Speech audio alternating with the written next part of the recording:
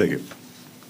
Good evening, everyone. I'd like to welcome everyone to this regularly scheduled meeting of the Planning Commission for Tuesday, August 27th, 2024. I'd like to open the meeting at 7:30, and may we please stand for the Pledge of Allegiance. Pledge allegiance to the flag of the United States of America and to the republic for which it stands, one nation, under God, indivisible, with liberty and justice for all.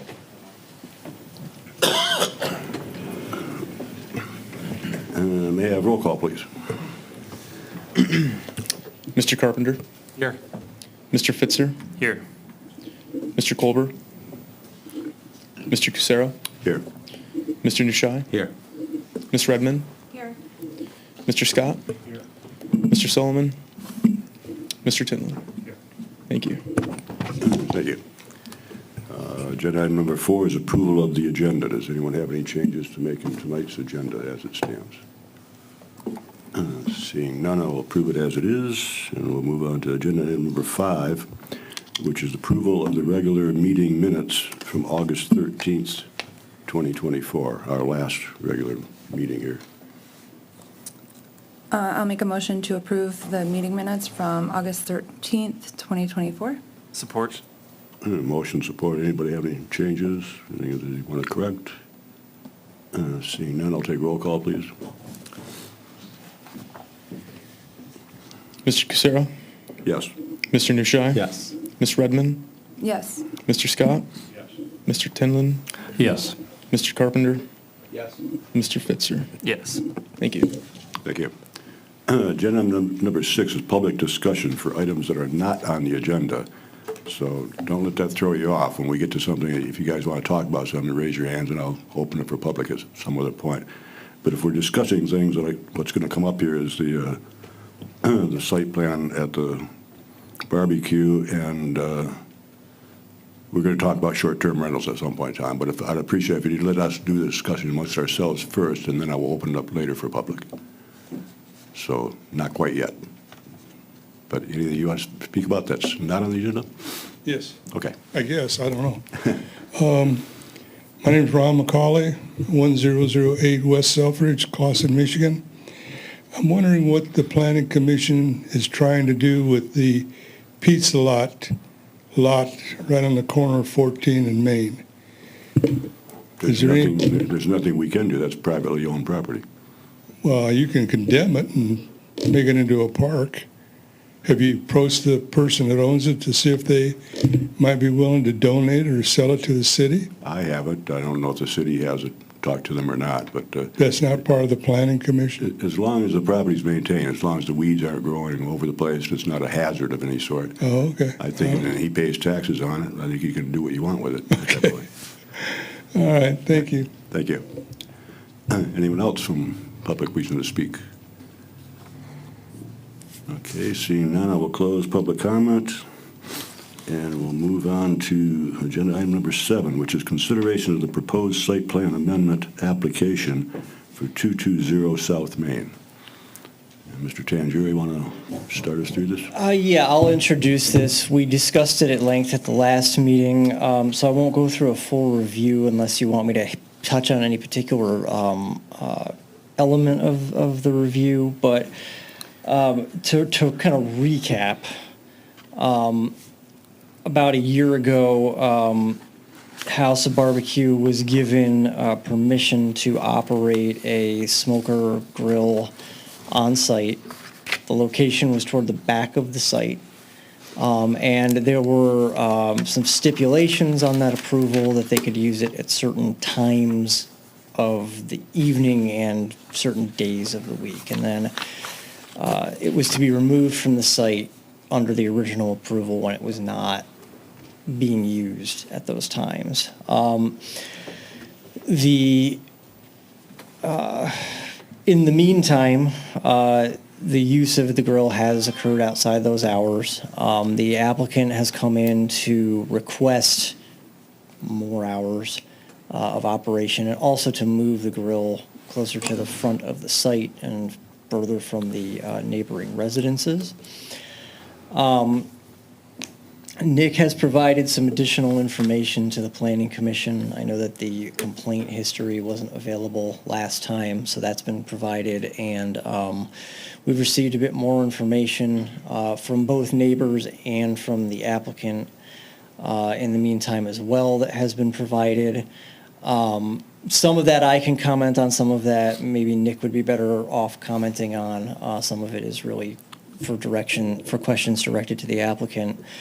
But essentially, the request remains the same. He'd like to use the grill with fewer restrictions on the time and days, and he'd also like to move it up to the front. I guess if you have any questions for me up front, I'm happy to address them, or at least step aside so someone else can address them.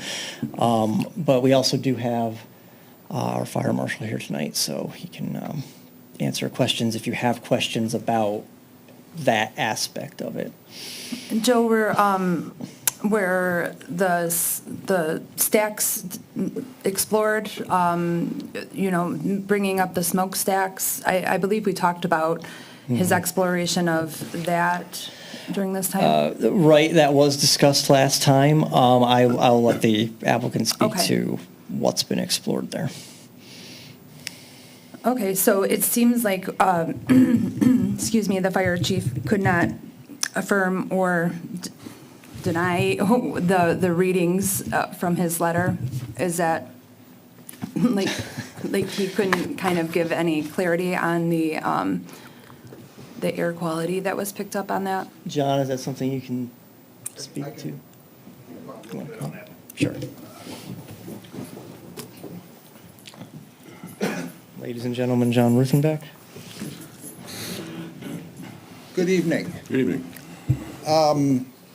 The air quality standards, or what we were able to determine, or our equipment that the city has or the county hazmat team is not designed to measure the type of particulates that may be in the air, the volatile organic compounds, or basically the smoke. It's nothing, as far as we're concerned, or the fire department or hazmat side, it is not a hazardous product. It's a product of combustion, and there really isn't, there's no standard that I can address. There's no code violations that I can ascertain would pertain to this situation. I can expound on the situation with the smoker. Originally, it was to be placed towards the rear where the brick wall starts behind the building, because it has to be outside of 10 feet from any structure. The last time we discussed it, we were going to attempt to move it towards the front of the building in the area just adjacent to where he has his fencing into his eating area. And that's where it currently is, and that's where he's currently been using it. It's kind of difficult for after hours to try and go in and look and see what's going on, because I don't work afternoons or evenings or weekends. But the situation that I can see is that, depending on which way the wind's blowing, I mean, we have a predominantly west-northwest wind in this area. If we have a northeastern wind, it's going to blow it right back into the residential areas. But if we have a wind coming out of the north, predominantly, it will flow down the street, and we shouldn't have an issue with it coming back around into the neighborhood. I mean, I don't know what other information would you guys like to know? Well, do you have any insight as to how tall the stack might need to be in order to? It would have to clear the roof line of any of the adjoining buildings, which probably we'd be looking at 25 or 30 feet tall. Okay. And Which, okay, sorry. unless it's a permanent structure, is going to be really difficult to do. Okay. Is there any way of putting a chimney of that height on the building and then doing some temporary plumbing to connect this to that? We'd have to relocate it back towards the back of the building to do that. Could it be done, though? That, I mean, flexible. I'm not an engineer. I don't know. I know on chimney stacks, a lot of them now, if you have a high-efficiency furnace, they want a double-walled metal thing, which I don't Right, think would I be mean- necessary for this, unless you're worried about it getting gummed up and catching fire. I think it would be financially devastating for him to have to put a chimney system into that building to go up above the roof. Yeah. And I don't know if that would resolve the issue. I know across the street, I can't recall any issues with theirs, but they have a totally different system than what they're using at House of Barbecue. They have a permanent indoor with, I believe it's natural gas fired, and they add wood for the smoke, versus his is strictly wood fired. And that's a situation that we have, is that the smoke creates a lot of wood, especially when he fires it up. You know, there's a lot of smoke coming off, a lot of flames coming out, because he's igniting the wood with, I believe you use newspaper to start it? Recyclable from paper from the tables. Okay. So what aspect of that, aside from the grill itself, does not allow it to come closer than 10 feet to the building? Fire code. Like, is it because of the grill itself, or because? Because of combustible, it's generating combustible products. There's fire in that box, and if it's up next to a building, it could easily travel up the side of the building, ignite the roof. Where his block, it's not quite as hazardous, but it's still, code doesn't differentiate between type of construction. It's 10 feet. Okay, I understand. I was just wondering if there was something that would prevent him from doing something indoors with this. Obviously, he can't take the grill inside, Yeah, but he couldn't take the grill inside, to have a and- wood-burning grill inside, is that something that's against fire code in itself? That would be against fire code. Okay, I mean, he'd have to have a totally enclosed, airtight type device, and that would, I mean, would not, I don't believe would be financially feasible to, to force him to do something like that.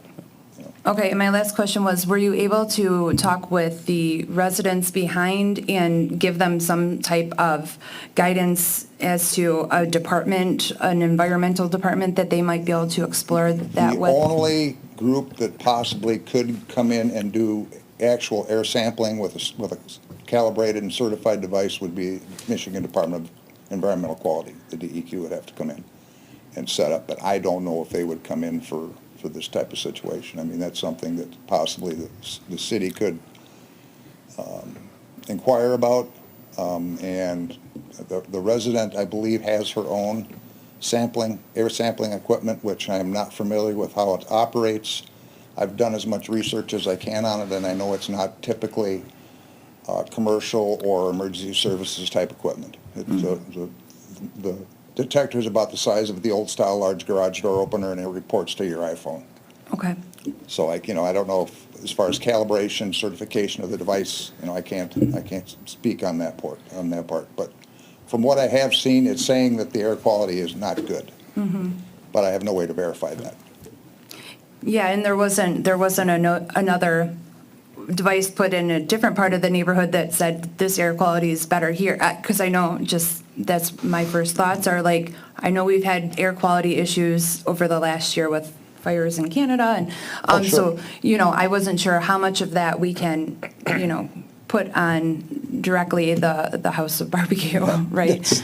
Yeah. That's the situation that I've come Yeah. to accept, that there really isn't a whole lot other than possibly getting the state of Michigan involved, but I don't know if they would even consider coming down just local. I mean, they'd be looking at the entire city, or say if we had a major fire where chemicals were involved, they would definitely come in at that point and set their monitoring equipment up. But to have them come down just for this type of situation, I honestly don't believe they probably would even consider it.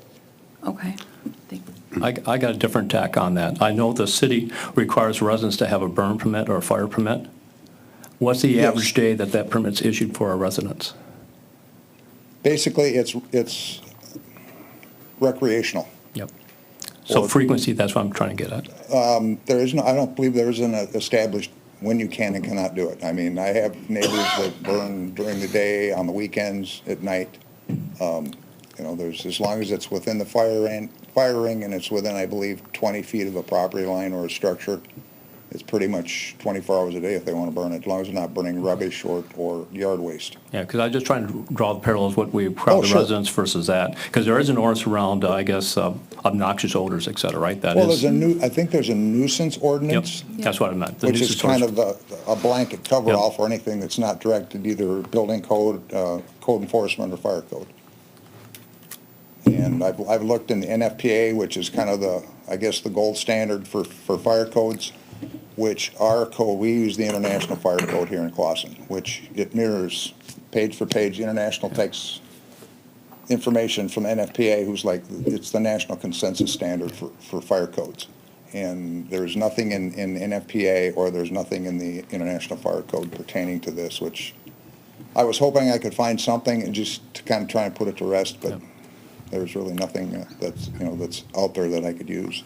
Because I struggle, sometimes the needs of the many outweigh the desires of the few. So if it's impacting a major part of the residential area, I think the commissioners should consider that. And and it's not your letter he had, but I wanted to ask the owner too on the specific letter he brought on page 16 of our packet. But that's just my angle too, because some of the residents brought that up. We're restricted by fire, the fire permits. Does that apply to the businesses as well? Yeah, unfortunately it doesn't. Well, and I agree with you in that, we made an acceptance. These establishments aren't necessarily allowed to begin with in in the commercial restaurant areas. So they're already outside the ordinance with our agreement. But I do think, like you said, it seems to be a nuisance, and it's outweighed by. I've been on the effect. ground floor since this whole issue, since his business was adopted. And we had the smoke replaced in the area originally that I recommended, basically based on fire codes. The thought of the smoke causing, issues with the neighbors, I guess wasn't on my radar at all, until it was brought to my attention by Nick. Well, and I'm assuming also it's a seasonal impact, right? And also the smoke is not at that same intensity throughout the entire operation of the smoker as well, correct? So there are some other factors in this besides. That's the thing is, I don't know what her time of monitoring was. I know I saw a screenshot that she had sent Nick recently, and looking at the display, it looked like it was a matter of like 2 days that she was monitoring it. And then there was another one that she said was not, she was monitoring when the smoker was not being used and the air quality was satisfactory according to this equipment that she was using. I don't know, you spent probably close to $200 for this equipment, but it's not UL, it's not Underwriters Lab, it's someplace in California that got this certified by another place in California. Sure. And you don't have the ability, if there was some way to not bring it to state, but there is an established way commercially to test that air. For about $2,000. $2,000? You can get a third-party vendor that's environmentally certified and do environmental sampling plan. Probably That's the same scientific, people that right? would do, like for asbestos sampling, Sure. that type of stuff. Yeah, okay. I mean, that's an option, and I think I had mentioned that to Nick too, that there's, we have those options. And would you guys be the ones, you don't have any, that's a third company, right? So like, we would just have I have that. nothing available Gotcha. that we could monitor with other than spending that money and buying one for the city, which I don't think would be financially Yeah. viable.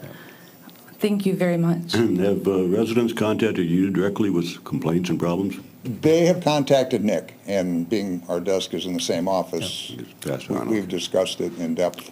Were those all documented through the city service ticket system? So it's public record? Because after the emails, after our last meeting, I encouraged those residents to actually use that. I know the police can't be called at all times, but use the ordinance service ticket to document that complaint.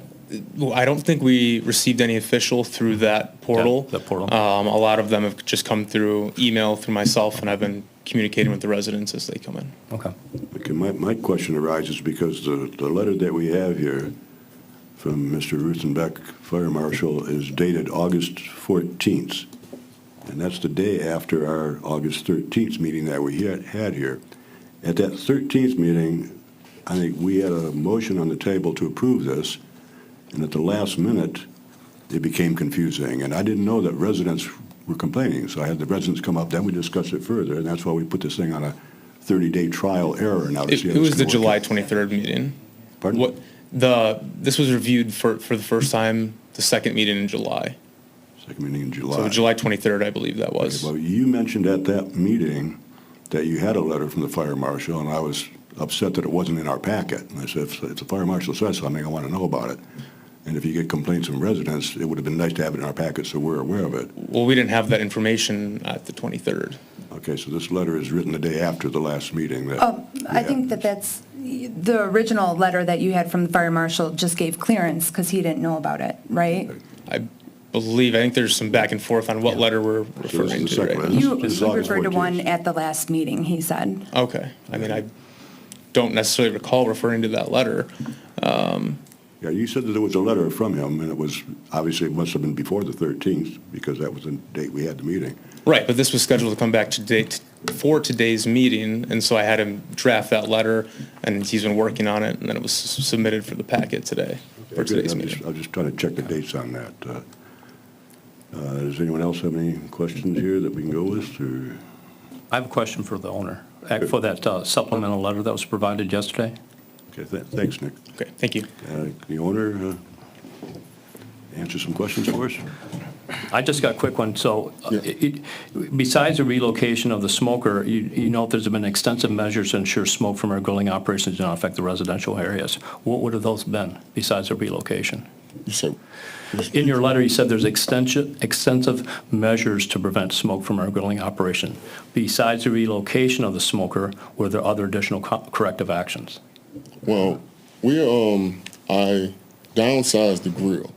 I have 2 grills. The first grill that you guys approved was probably 3 times the size of the grill that I'm currently using. I downsized to try to accommodate the complainees. I did that personally, so therefore it took me longer to cook food. Now I can go back to the original, but then that would create more smoke. So I tried to downsize myself without going through you guys with them channels. So I moved to one single barrel grill in opposed to my 4-barrel grill that was originally approved by you guys with double burning sides. So, that's one measure we did take. So, Okay.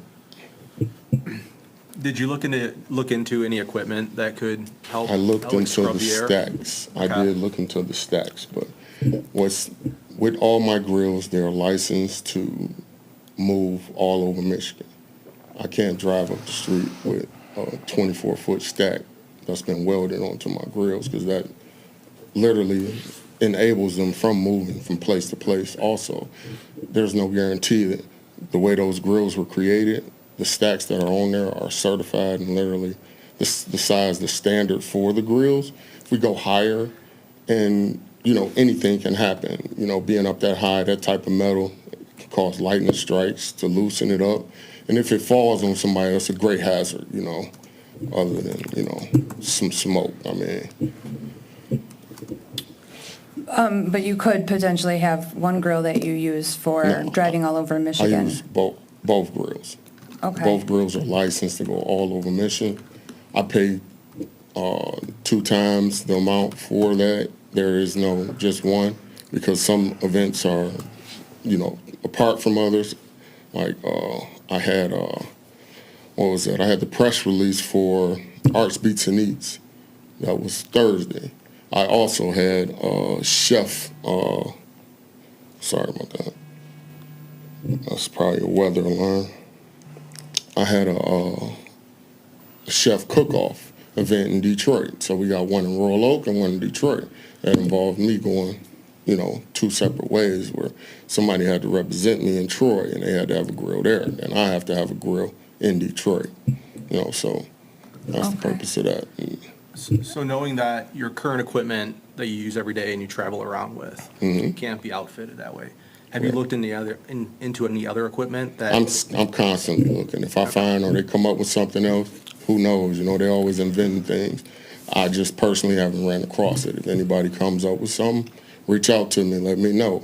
I don't mind, as long as it don't cost me too much money. That's all. I did drive by and I noticed that there were no signs or anything on it. It did seem to be much closer to the sidewalk than the picture shows here. And I was just, riding my bike downtown Clawson, and I was a little disappointed that you guys told me you were going to put, signs on it. And it does seem to me like it's kind of ask for forgiveness in the same way that maybe it happened before where you guys were using it outside the specified hours, outside the specified days. I had a lot of apprehension to begin with. It's not personal. I want you to be here. I'm sure the neighbors would love for you to be a successful business, but we can't allow it to happen. You said there wasn't a sign? You mean the Correct. yellow fence, the giant yellow fence that I have encasing it? You didn't see that? It's there every day? I saw the fence, but not the sign that we spoke about last time. I've been kind of busy. I got a very intense, these last 4 or 5 weeks has been very intense. This is my festival season. It's when I make all the money to sustain the restaurant. So I've been very busy. But I have caution tape I did buy to go on the fence. But signage, I don't have anything to hang on the fence. Oh, You well- can't hang anything on the grill. It's hot, you know. Well, you guys just talked about sign, no Yeah, problem. we said we We're gonna put a sign up. Yeah, we that's would great. definitely find a sign that'll be sustainable. But right now, I feel like, you know, we need to focus on other things other than the sign right now. Okay, well, Yeah. until somebody rides by and touches grill with, on their No, bike. I don't think anyone is going to touch a grill. That's kicking off 900 degrees heat. I mean, before you get 2 feet away from it, you feel the heat. You're not Children do gonna- it all the time, but I don't want to, so, thank you for answering our questions. Any further questions for the applicant? So I just have to say, I know that you're talking about engineering solutions. I'm not sure if you guys looked at portable HVAC units that can take essentially it's a fan that is high velocity and direct the fumes to another location upward. So there's other options, portable HVAC. We could look into that, and that would still cause the smoke, whether the wind is blowing in the direction, eventually that smoke would still go in the direction the wind's blowing. I did look into some.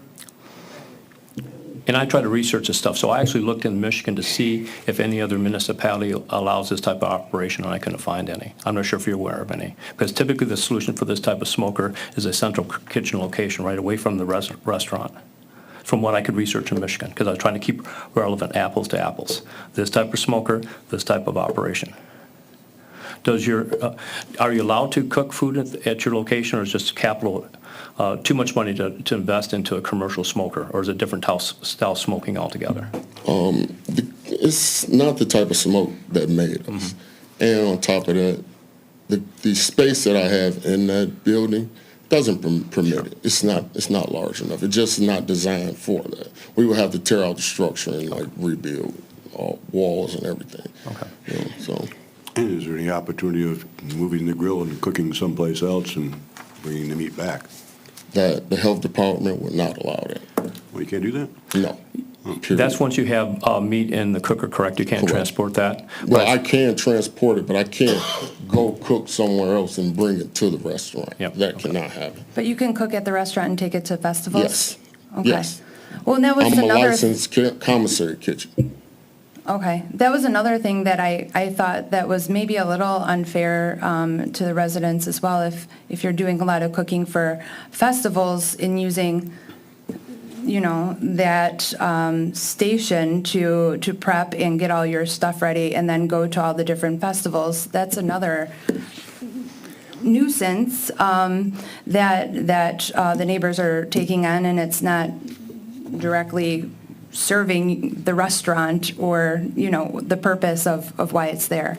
How is it a nuisance if I'm taking it off premises? How is that a nuisance? Because the last time you were here, you talked about you start the smoker, you start the fires, and then I don't know if you put meat on the grill and drive it, or if so there's meat. So all the plumes of smoke and all the smoking that you're doing at the restaurant before you take off to your festival affects the neighbors. So the nuisance is the smoke. I mean, to some it's a nuisance, to others it's not. I sent over a video of people that I was just literally walking up to. You're more than welcome to look at it. I sent over the video. It's a 15-minute video.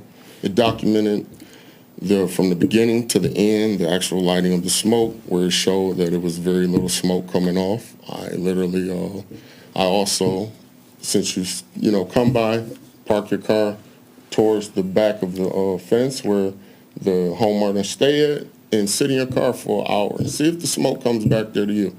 If it does, I understand, but from what I've seen, there's been no smoke back there from the location where it's at now. I mean, I don't know, maybe we should go back to Plan A, the original. I'll go back to the grilling like I was if you want. I did this to appease them. I feel like now everybody's going against me.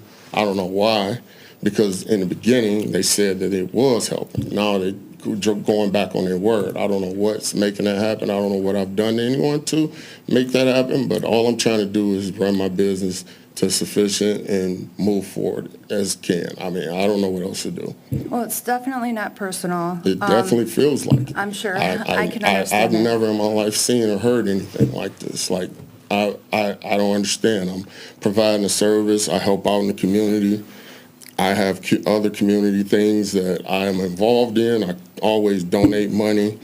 I have people that walk around that are homeless or dementia. I feed them all the time. I give them a little work to do. These are the things that you guys do not see. I'm personally do this with my own time, and I feel like I'm being picked on for something that, to me, is not a nuisance, and to others, it's not a nuisance. I wish, can we play that video, please? And this will show you, I've never met any of these people. This was one day. So, yes, Collier did share that video that he was referring to that was 16 minutes long. There was no possible way to distribute that in the council packet. So I included a 10-second video in the a memo that I included that I hope all of you got to see the smoke coming out of the smoker. And so, he did submit the 16-minute video, but I'm sure you've all probably driven by at some point or another to see the smoke operating. Did you have a chance to look at the video that I included in the packet?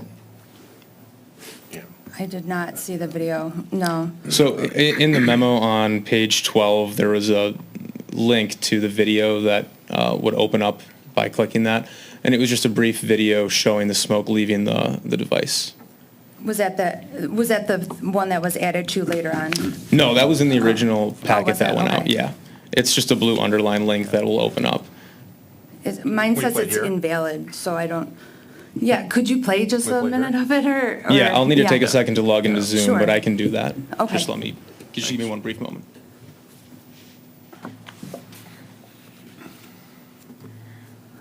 I'm thinking perhaps I should ask for a motion. Let's wait till he puts it on the screen. I'll wait for Yeah. Nick, so he can play Yeah, for the us. biggest- Thank you. And I'm thinking maybe we should have a motion made now, have support on it, but I won't call for a vote until we open it for public discussion first. Just so we have something on the table that the public knows where we're going to head on this is all. Anybody have So you're gonna just make the motion, we'll hold off on. make a motion, we'll get support, but I won't pull a vote. Okay. I think that would at least let the public know know what's on what the table. direction we're heading in. Right. Well, If you'd like to I do guess so. you won't know until we vote, but, Well, at least we'll know what the stakes are. You won't know what the outcome is, no. You're right. But they would have a heads up as to what direction yeah, we're going I guess, in. yeah. Is what would help out. Would Yeah, you like to you're make free the to do a motion? motion after you hear from everybody, I guess is. Pardon? I guess my comment would be, you're free to do a motion after we get through all the other discussions, so. It would just, I think it made it a little easier for them to understand what we're doing here. So, Joe, are you saying you're advising us to take the public comment, or no? I would say take the public comment if you're gonna take. Prior to the Yeah, motion? first, Okay. Okay. So I- I'm going to get a video first, right?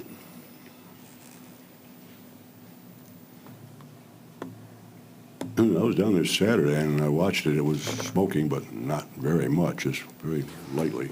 Well, the only thing is I can imagine that over time, for a house to sustain it just constantly 24/7, I would think that it's not out of the realm of possibilities in my mind that they've got soot on their windows and they can't open windows. It's just, especially in the heat. I live right next to the restaurant here, and it's lucky for me, I like lamb. 'Cause every day I smell lamb. It's not, they're cooking inside, it's not smoking outside, but, You can still smell in your house? no, out in the backyard. Oh, okay. Very, very strong odor of it. But I knew going in, I had a restaurant, you know? Yeah. It's some of that you have to put up with. And when your house abuts commercial property, sometimes it gets developed and you have to live with it. Do we have a video coming, or? It's loading right now. Oh, okay.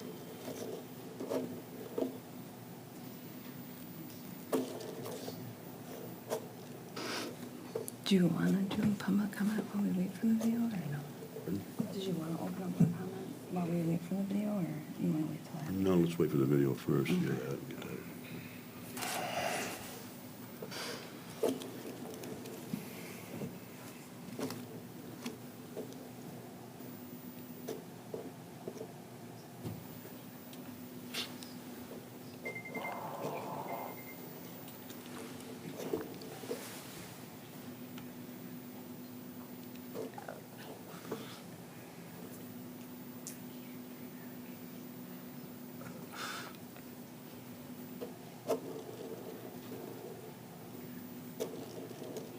Here we go.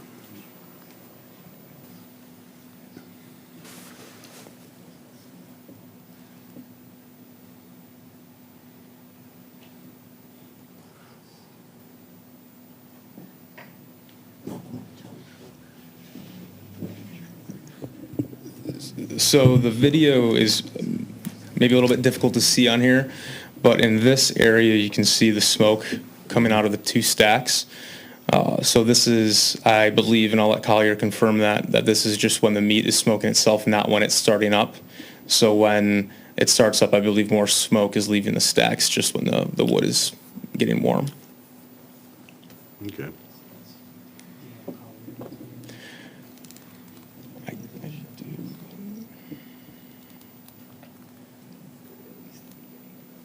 Yeah. All right. I'm going to open up the other video that was submitted by the applicant. I'll play a brief portion of it.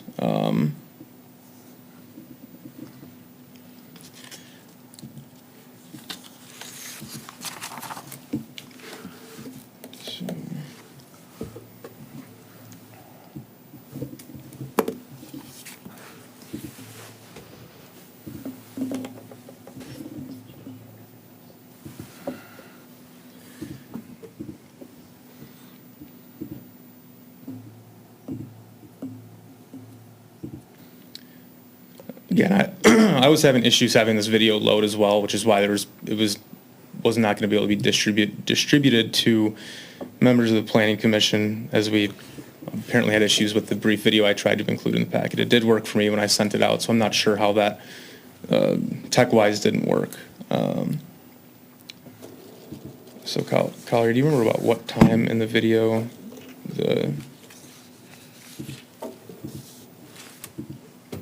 Yeah. It's not working at the moment. Well, just any of it right now, it's not loading. Okay, I think we can deal without the rest. Yeah, I mean, I shared the brief 10-second video, which again just shows the smoker operating. That's the gist of what was in the video provided by the applicant. Right. And he also shared that it included some commentary from people walking by. But that's the video of the smoker operating. Okay, so then, at this point, and does anyone want to make a motion first, or no? Oh, well, I don't know if we should, Joe recommended that we hear public comment Okay, first, but. we'll hold off on the motion, and then I'll open it, at this point, I'll open for public discussion. Anyone from the public wishing to speak, please come to the microphone, give us your name and address, please. My name is Jason Wiper. I live at 44 West Tacoma. My videos are a lot different than the video you've seen. I'm 2 houses away from there. I appreciate you moving the smoker, dude. That was great. It helped. It did. But the smell was out of control. None of us should have to live with that smell. I noticed you guys said you had a nuisance smell ordinance. I mean, I'll go to work at 5 o'clock in the morning, you could smell it. It's horrible. Can't open my windows. I can't do anything else.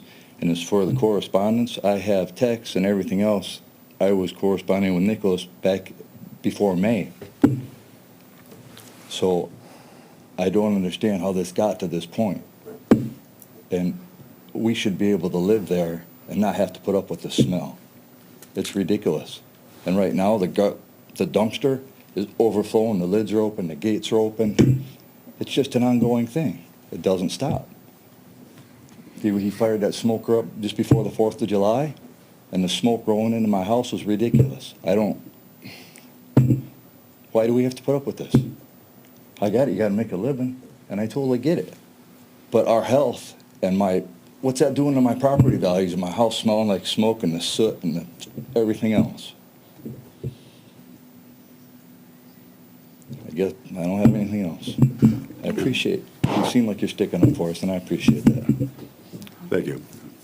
Anyone else from the public?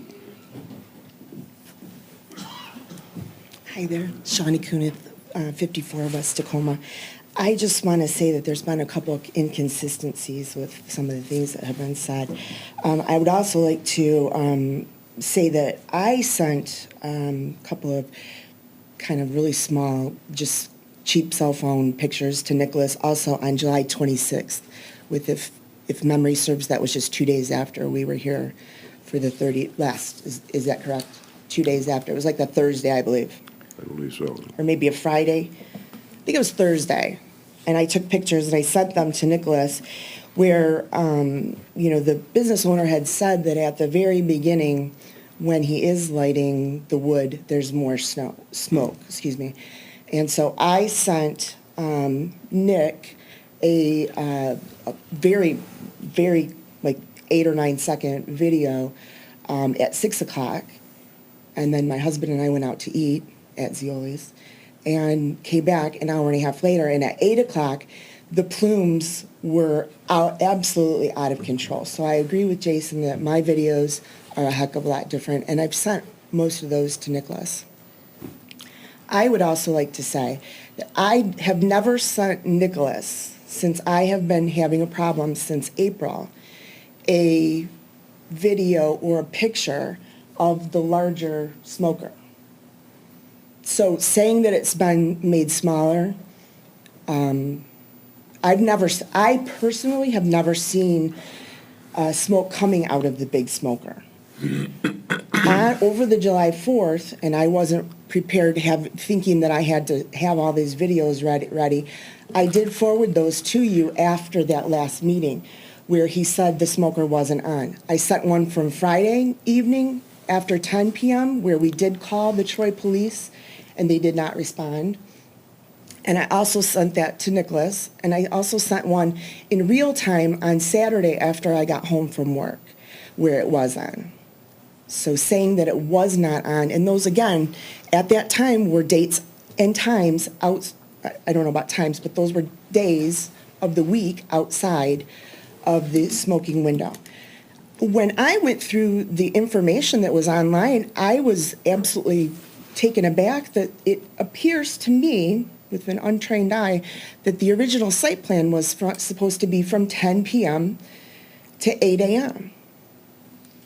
I mean, I'm flabbergasted by that because it, as far as I know, I know there were some night types, but it's been like all day, all the time for the last year. So, I think, if Nicholas can find one of my pictures with the larger grill, I'll rescind that. But otherwise, I don't have a picture of the larger grill. So in my opinion, there's been no downsize. I don't show any pictures of the larger grill. Okay. The other thing that I want to say is, I don't know about calibration, and I appreciate very much the fire marshal coming. I don't know what crazy machine I got. It was a $200 machine, and I thought, I'm sending you guys pictures of smoke. Mm-hmm. I can't bring you into my yard. I'd love for you guys to come over and have, a cup of coffee with me on a Sunday morning, my only day off, and have to sit there and not be able to relax. So just let me know. I'll make sure it's clean and dog do is up, okay? Mm-hmm. I'm trying to do something to show you what we're going through. I'm a nurse, a former ER and pediatric and adult nurse. Yes, kids do run around and burn their hands on stuff every day. I was a trauma nurse at a level 1 for 5 years. Trust me, it happens. And being next door to the dairy hoe, yeah, you've got a lot of opportunity there possibly. So I don't know, Nicholas, did you give them the videos from the 2 days after that I had sent you via text? The only information I submitted was photos and videos that I took. Okay. So, the last time we were here, I was told to basically send everything through Nicholas, so that's what we've been doing. You're always free to email us as well. And I appreciate that. Yeah. And I mean, I did send you guys Yep. the update that I had, and if the calibration was wrong, I don't know. But Well, I do it's- know that there was It's not to say that it wasn't, but it is hard to because it can be so Absolutely. scientific. But I do Yes. believe that, that you're trying to show in every way that you're not here just to complain. I'm And not. Yeah. I'm not at all. I want Ma'am? him to be successful. I want his business to grow. Ma'am, if I may. I've been here since I think it was it a dog washing place? Long time ago, Duventi was, Duvet was a restaurant. Ma'am, no, I if mean, the building, sorry. If I may, what do you think it will be a plausible solution? Well, when I talked to Nicholas, I said, a better solution to this is to do it at night. And we had a conversation, and I said, I think 10 p.m. to 8 a.m. would be perfect. Do you think it's Now- okay to do upfront how they have it in the new plan, every night at night? It's not worse. The problem with Do you think being it's okay? worse is the frequency now. The part that's worse is that when it is blowing in our direction, there's more of it. So they're still doing it 24 hours a day, every No. day, or? No, I don't think they are, but I don't know what his schedule is. I think part of the problem, I'll be really honest with you, I'm the third house.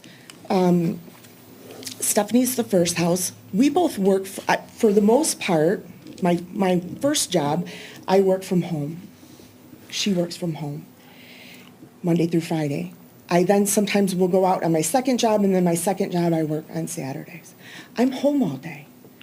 I don't get a reprieve I don't get a respite from the smell. And I don't get a reprieve whenever it is on. It doesn't even, so if it's during the day, I'm working through that. I'm smelling it inside of my home. I'm outside and I'm trying to, do anything, and it's pervasive. I have to be honest with you. It's kind of like after a long weekend where you've been camping and you almost feel like you get a little headachy from breathing in all the smoke. That's what my life is. That's what everybody's life is right now. And then on top of that, I like to sit outside. I have a hot tub that some nights I can't even use. So I'm outside. I'm working from home. I don't get a break from this. And I think that's part of the issue too.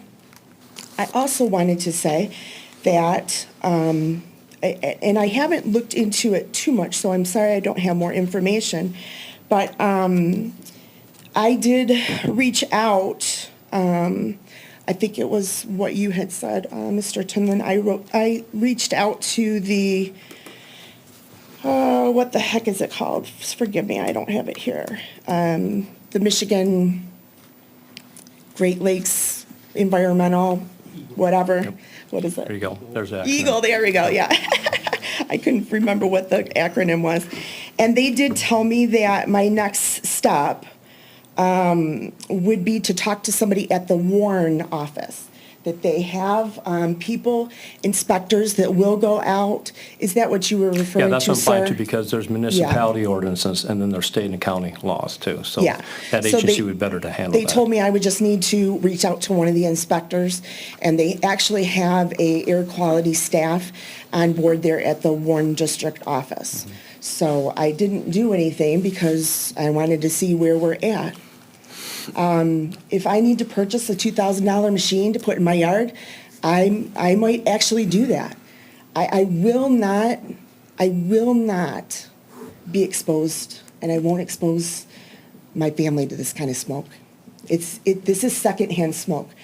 I've been a nurse for 20 years. This is a trigger for asthma. This is a trigger for COPD. I won't let this happen.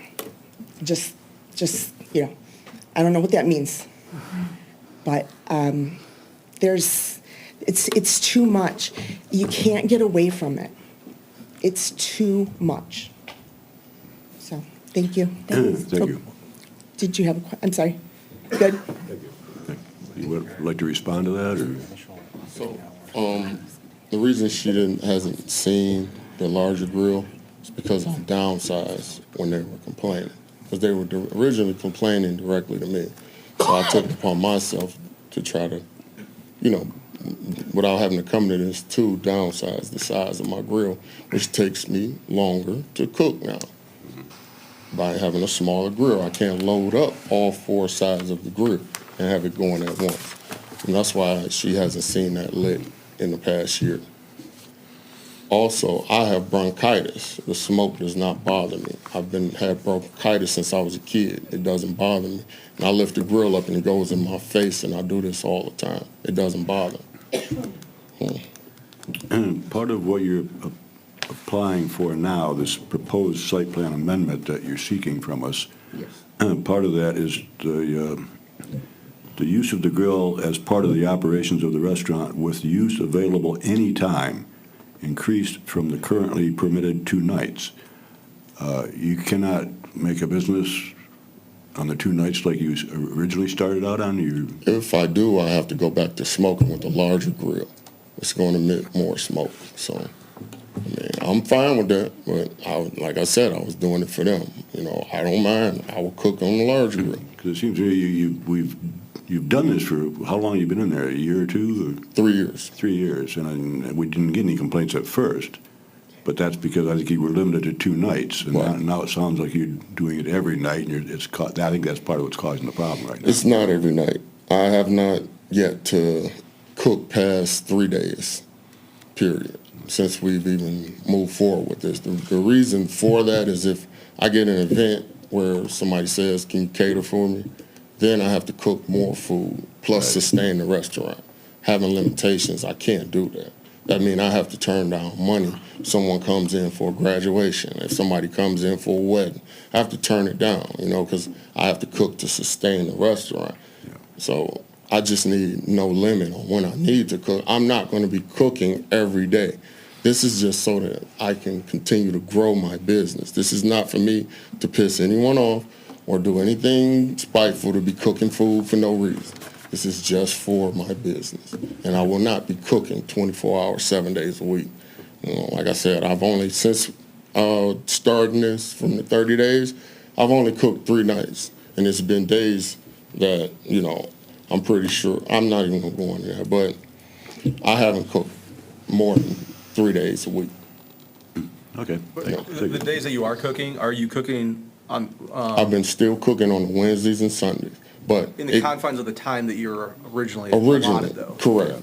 So a Wednesday, if I got to do brisket, it takes 16 to 24 hours. There's no way I can stop cooking, and start up again on Sunday and recook the brisket that I had to take off because it's not done. So what were you permitted for? I wasn't here a year ago when this went through. 2 days. No, what was the time period? It was certain hours. 10 p.m. to 8 a.m. to 8 a.m. So you're saying that even those are the permitted hours, but you're still cooking Yes, 24 the grill hours is plus? still going 24 hours. Because if the size of the briskets are larger, I can't stop at that 10-hour mark and then come back Sunday and start cooking them again. I understand. Somebody can get sick. But you proposed that. Yeah, that was the agreement. Yeah. Yes, I did. That's why I'm here, to try to change that. So, correct me if I'm wrong, I don't know if Nick or Joe would know the answer to this. If we do not approve this site plan amendment, it goes back to the original policy where you can only cook 2 days out of the week and then have the thing located where it was located. Back where it was at, So with the larger grill. Yes. Go back to the way it was, a couple of years ago. Okay. Mm-hmm. Okay, is, And only 10 to 8. yeah, but by the hours that 10 were, to 8 a.m. that were approved, yes, right. So we're not shutting them down, we're just making them, forcing them back into the original agreement that we had. That's, So, Nick or Joe, do we know if the larger grill would fit into the new proposed location? Or has that not been discussed or That has explored? not been discussed. I think that space is big enough where it could still occupy the larger smoker, but would have to just check with the dimensions before we do that. I do think at the very least, depending on what this body does, the recommendation would be to at least allow the smoker to be moved farther towards Main Street. That way, it's still farther away from the residential properties to the west, I at the agree. very least. I agree. I do think there needs to be signage as well, letting people know that it's hot and on. I mean, I would like to see something more, a little more of a permanent fixture for safety too, because that collapsible gate, I mean, I don't think that's really sufficient to really, stop children from pushing through. Yeah, Gaining it's access. open all It around. happened at 8:01 a.m. when the brisket was still cooking. Well, if he's operating the smoker outside of his business hours, that'd be a violation of the approved site plan. What has happened at 8:01 a.m. until now? So when we started getting the complaints, as the residents spoke about earlier, we received them, met with Collier and reminded him of the operating times, and I believe it would kind of go back to that schedule, and then it would deviate again, and that's when the engagement with the residents would start again. And so after that back and forth, Joe and I met with Collier to discuss amending the site plan to move it, and because of that, he also wanted a request for, some more ability on when he can smoke the time. I think we should move, but the nighttime should stick to a stricter time. But obviously, that seems impossible. The solution's got to be met somewhere. I'd Until like to there's, hear have from to more find- residents too, though. Yeah. And hear, actually, to your point, I'd like to hear some of their, what they'd like to. what If they think have would a be proposed plausible, yeah, solution? solution. well, they both did say at night was better. and is there anyone else in public wishing to? Might be considered out of control. Can you come to the microphone, please? People at home can't hear. For as crazy as this sounds, they have a whole open area in front of the restaurant. Take the tents down, and put it in front of the restaurant. There's tables up there now. I understand it would lose table space, but it would get the smoker out in front of the building, which would change the way the air flows, and I think it would alleviate a lot of smoke and smell. We'd have to check with the fire marshal on that It one, would but be yeah. 10 feet away. Yeah. Yeah. Build a barrier so the kids can't get to it. It'd be great advertisement. People can drive down Livernois and say, or Main Street, and say, oh, look, a big smoker. Right. Barbecue place. Maybe worth a shot.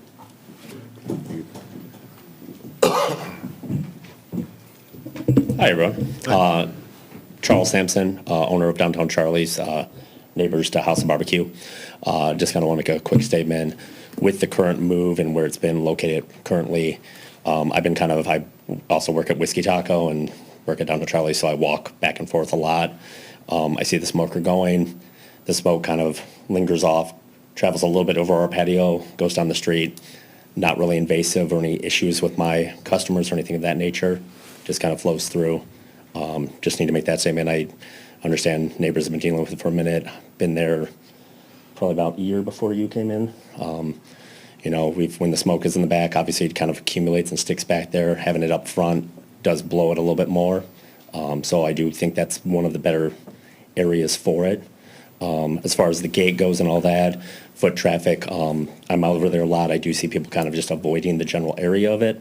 Obviously cars pull in because it's basically a driveway, so you don't have people really lingering in that general area. Obviously you do have the sidewalk right there, but for the most part you see a lot of people kind of passing by. But yeah, that's all I got, but thank you. Thank you. Anyone else in public wishing to speak? Hi, Stephanie Colville, 38 West Tacoma Street. I am the first house on the other side of the brick wall where the parking lot and the dumpster and the smoker was originally site planned for. I had a whole bunch of information here that I kind of wrote down to get my thoughts together.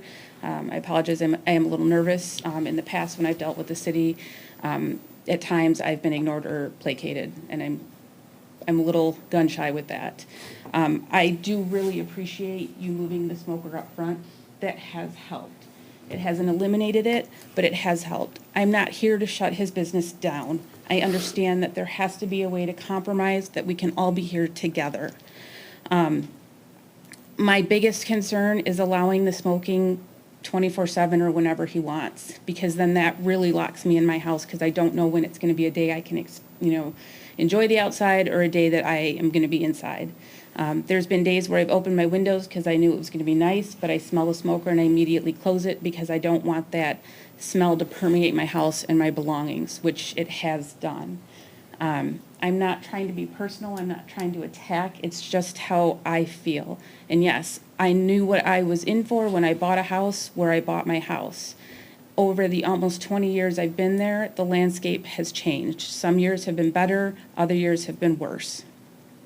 I just want to be able to enjoy my yard. I want to be able to have people over. I want to be able to eat outside or have a drink outside. Right now, I can't do that. I didn't even take my cover off my patio furniture this year. It's just remained covered because there's no point in me going out there. I mow the lawn, or I have the lawn mowed, and that's about it. That's the extent of my yard. I didn't realize that the original site plan allowed for the smoking overnight, because that's not when it was always being done. I have smelt it during the day. I've received texts from neighbors who've smelt it during the day. I didn't even realize that it was a 2-day-a-week thing until my neighbor told me. And I was originally told Wednesdays and Sundays. But then reading the site plan, it was really an overnight thing, Sunday into Monday and Thursday into Friday. I didn't know that because I was smelling it during the day. I think that there's got to be a better solution, and it sounds like the 10 to 8 p.m. is a great time because I'm usually asleep and I wouldn't know it was happening, but it doesn't seem like it would be conducive for the business to sustain if they have to smoke longer. I don't know what the solution is, but maybe it's, set times, with one of those times being for longer, larger pieces of meat. I don't know, because it's not my business. It's not my industry. All I know is I'm trying to enjoy my yard. I'm trying to get back to being able to enjoy my house, because I'm trapped in it right now, both literally and figuratively, with the windows being closed and not being able to move anywhere else. And I don't want to leave Clausen. That's not my goal here. So I'm trying to come up with a solution that we can all agree to. I originally thought that this was just my issue. Come to find out that I'm not alone in this. And I appreciate my neighbors' support, and I'm also here to support them. I think that covers everything that I had written down. I did want to note, though, I did see in the communication from Chef Collier that was in your guys' agendas packets that he had mentioned that nobody had talked to him. He says, as we have not received any complaints regarding smoke emissions to date. It may not have been directly about emissions, but I do recall this time of year last year talking to him. It was evening and the smokers were going, and it was right around the Arts, Beats, and Eats. And I remember him telling me he was preparing for Arts, Beats, and Eats. So that, as you mentioned, he's preparing to take it elsewhere, and we're getting the brunt of it. So with that, I just thank you for listening and hearing me out. Thank you. Thank you. Anyone else from public? Seeing none, I will then close public. And do we want to have further discussion, or do we want to? Yeah, well, I have a few questions for Joe, maybe, I guess, Joe? So when this came in front of us originally, it was something that was outside of our ordinance, as I stated earlier. We kind of made an acceptance with a little bit of hesitation on it. What happens if they do continue to get violations? Allowing them to operate outside of our ordinance and, approve the original site plan, it's a little discouraging if it's not being followed. Yeah, I wouldn't say it was outside the ordinance. I would say that the way they're preparing food was unaddressed in our ordinance, and as a component of a restaurant use, we entertained it and approved it with certain parameters on it. And those operations have at least sometimes occurred outside those parameters. If some modified version of the approval occurs and the operations are still occurring outside the parameters, then that would be a case for enforcement. And I mean, I don't really have any, role in enforcement necessarily, but that would be the remedy. Okay. Joe, when you say modification can be up to reversal of our original decision and not allow any smoker? When we talk about modifications? So, hey, that's an interesting question. And the site plan was previously approved 3 years ago with stipulations, and now Right. you want to change those. So if Right. we don't make the change tonight, it's going to go back to the original site plan approval. I don't think we can eliminate that. I don't think we can. Yeah, I mean, it's, I think at this point, I don't think you could, rescind that original approval.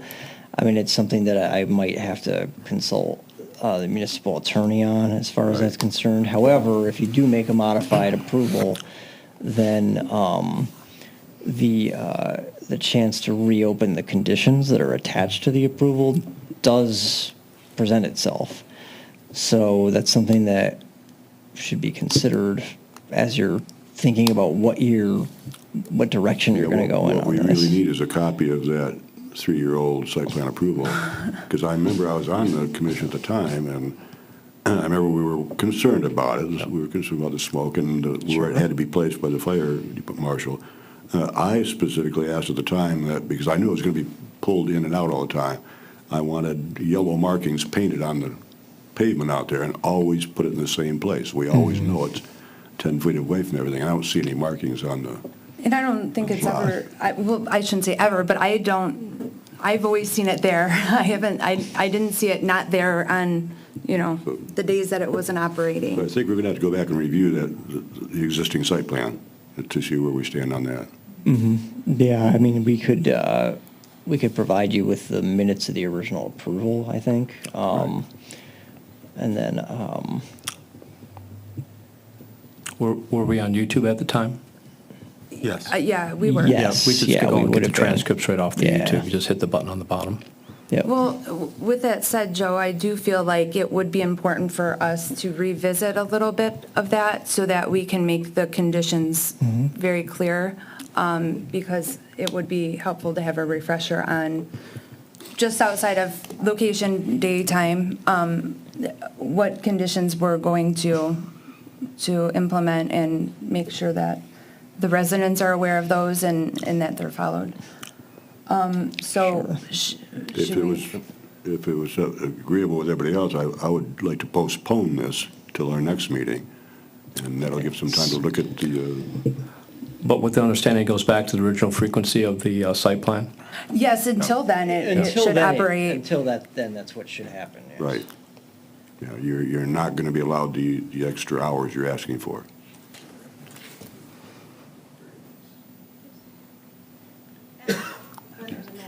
Microphone, please. When there's a moment, I just, Sure. That would be September 10th is the date that you're referring to.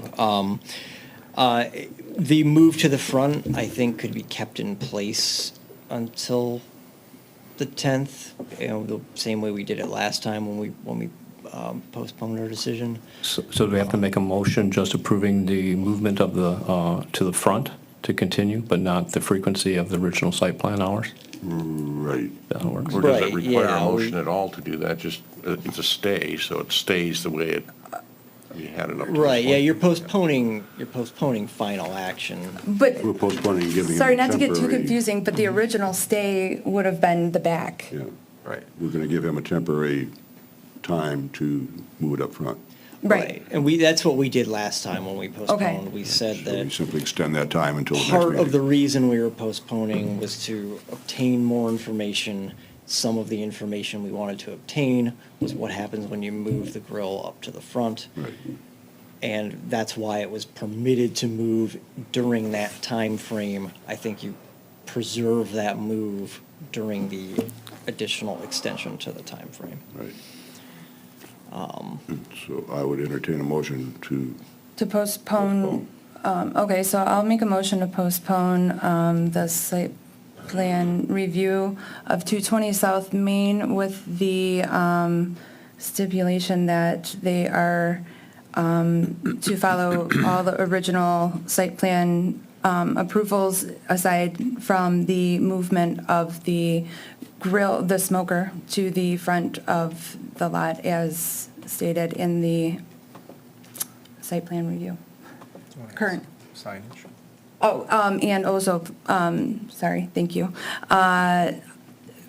Put signage on the gates or the fencing so that people from the sidewalk and children can know that it's hot and we don't have wandering hands. motions. Anyone want to support that? Support. Motion support. Any additions, changes? Any public comment or Comments? We should probably I vote think, for. I mean, one of the things, I just want to throw this out there, I mean, if they want to run the smoker in extended hours, then I really think we need to look more into the ability, I like our neighbor's suggestion of moving it to the front of the building. I think that's a viable, possible option. Look into that. And then I don't understand why we couldn't have a chimney type thing built, not all the way, not 30-foot tall, but just a brick enclosure that you can roll it into, and then that enclosure has a chimney on it, right? Has a stack on it. We Why can. couldn't you do that? But he has to be willing to do that. Right, that's what I'm saying. So Yeah. look at, why can't we, I mean, that might be a stipulation to, if you want to run it all the time, have a chimney that directs the Absolutely. smoke. But I I think, think that if you're, sorry, go ahead. but that's our dilemma. We're the planning commission. We're not supposed to be designing No, I know. your Come back equipment. with something like But that. we can make suggestions. Yeah, you need to find a better engineering solution. When I talk about HVAC units, that's a very fancy fireplace with a high-velocity stack, and that's all it is. But I don't think, we're out of our lane. You really should be coming to us with solutions. That's why I think there's hesitancies to help. Can I, a moment before? Sure. I appreciate. First, I would like to address the signage. As a mother, I should have been absolutely more vigilant in making sure when the smoker was in use that that I would feel upset if my child was walking as a young and, a baby and something was hot. So I should have been more vigilant. I was in the hospital with my father for heart surgery. It's not an excuse, but I should have. So moving forward, regardless of where the grill is or the smoking extensive time, they'll make sure that there's ample signage. I would also recommend, and I heard the point of a more substantial fence or something of that nature that's more of a permanent fixture. We can look into that. But these are all things that are costly. They're all things, the chimney backs, just those units alone are, on Facebook Marketplace, they're in the thousands. Or the cheapest one is 600 that's used. And that, to mention the labor hours and everything that's put into it. I would say, as in regards to moving the smoker to the front of the building, it's funny because that was something that we were toying with in the beginning. That was not an approved thing to do by the owner of the building. That was shut down in the beginning. And the tent that's currently at the building right now at the space is cemented in. That was a whole approval process that we had to go through. That tent is actually the Big Rock tent. So that tent was lifted up and moved to House of Barbecue. So taking it down is a massive thing. And that also cuts down on half of our seating. I would ask if there is, of course, we'll find some more engineering solutions. I would ask if possibly, I'm noticing that most of the complaints on Tacoma are coming from one linear side of the street. I would say if there's something that involves the city, maybe we can all come together as a community that wants everyone to strive and, understand that we all want to coexist in a safe, comfortable environment, that maybe making that wall higher is the solution, along with any other ones. But I think that making that wall higher, obviously that's not a cost that a small business starting up within the first 3 years can endure. But if it's something that we can come into together, maybe that's something that just solves the problem. Maybe there is a temporary wall that we can put up, or a screen that we can put up temporarily in order to see if it works before a more permanent structure. I'm not sure if that would, help at all, but something to cover, because right now you can see into the garages, and not garages, but into the backyards of the neighbors in Tacoma, and that's, I think, where the problem is As the coming. ordinance now stands, I don't believe you can go any higher than 6 feet on a wall. Is that wall? Okay. I would look for solutions with your Within the front. smoker. Yeah. Yeah. Yeah. Yeah. Okay, all right, thank you very much. So if no one else from public has any more comments, I will close public down. I have a motion, I have support. Is everybody understanding what we're voting on and it's all clear? Can I have roll call, please? Mr. Scott? Yes. Mr. Tinlin? Yes. Mr. Carpenter? Yes. Mr. Fitzer? Yes. Mr. Cusero? Yes. Mr. Nushai? Yes. Ms. Redmond? Yes. Thank you. Okay, thank you. Thank you, everyone. We'll see if we can work out a deal here somehow. We'll move on to agenda item number 8, which is a presentation of the master plan update.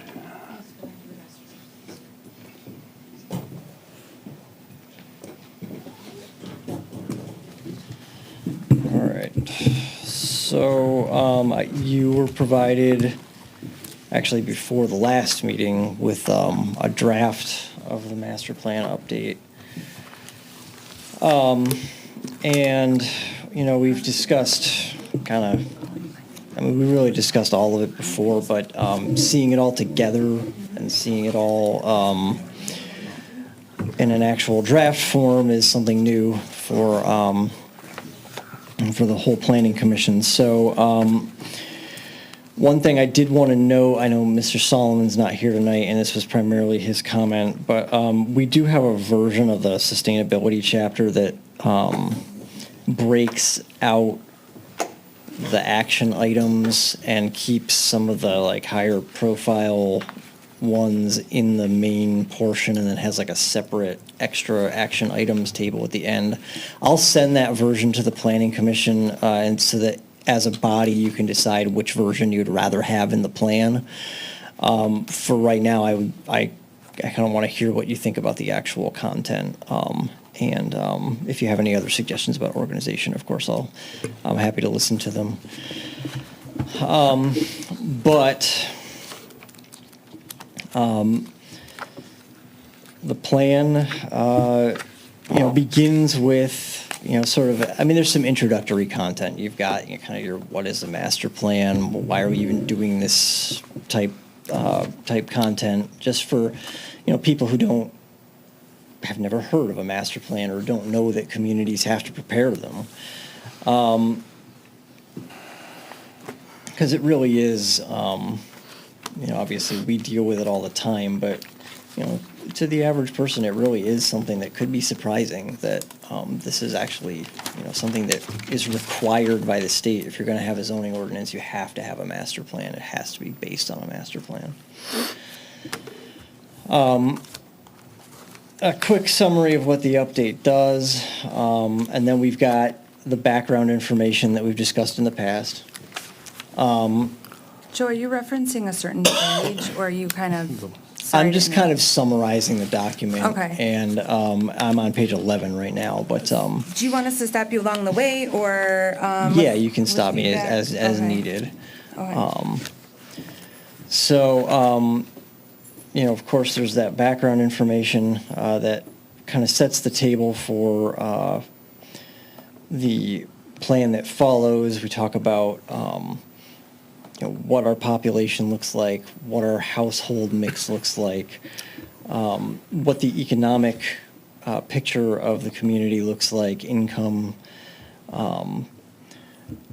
and we also have information on the existing land use. There's a map on page 19 that shows the current land use in the community. And that's sort of broken down in a description as well. Joe, something I feel like I've seen in other master plans, and I feel like would be helpful for us in this master plan, especially when we're talking mixed uses and things like that, to get a scope on the breakdown of our housing.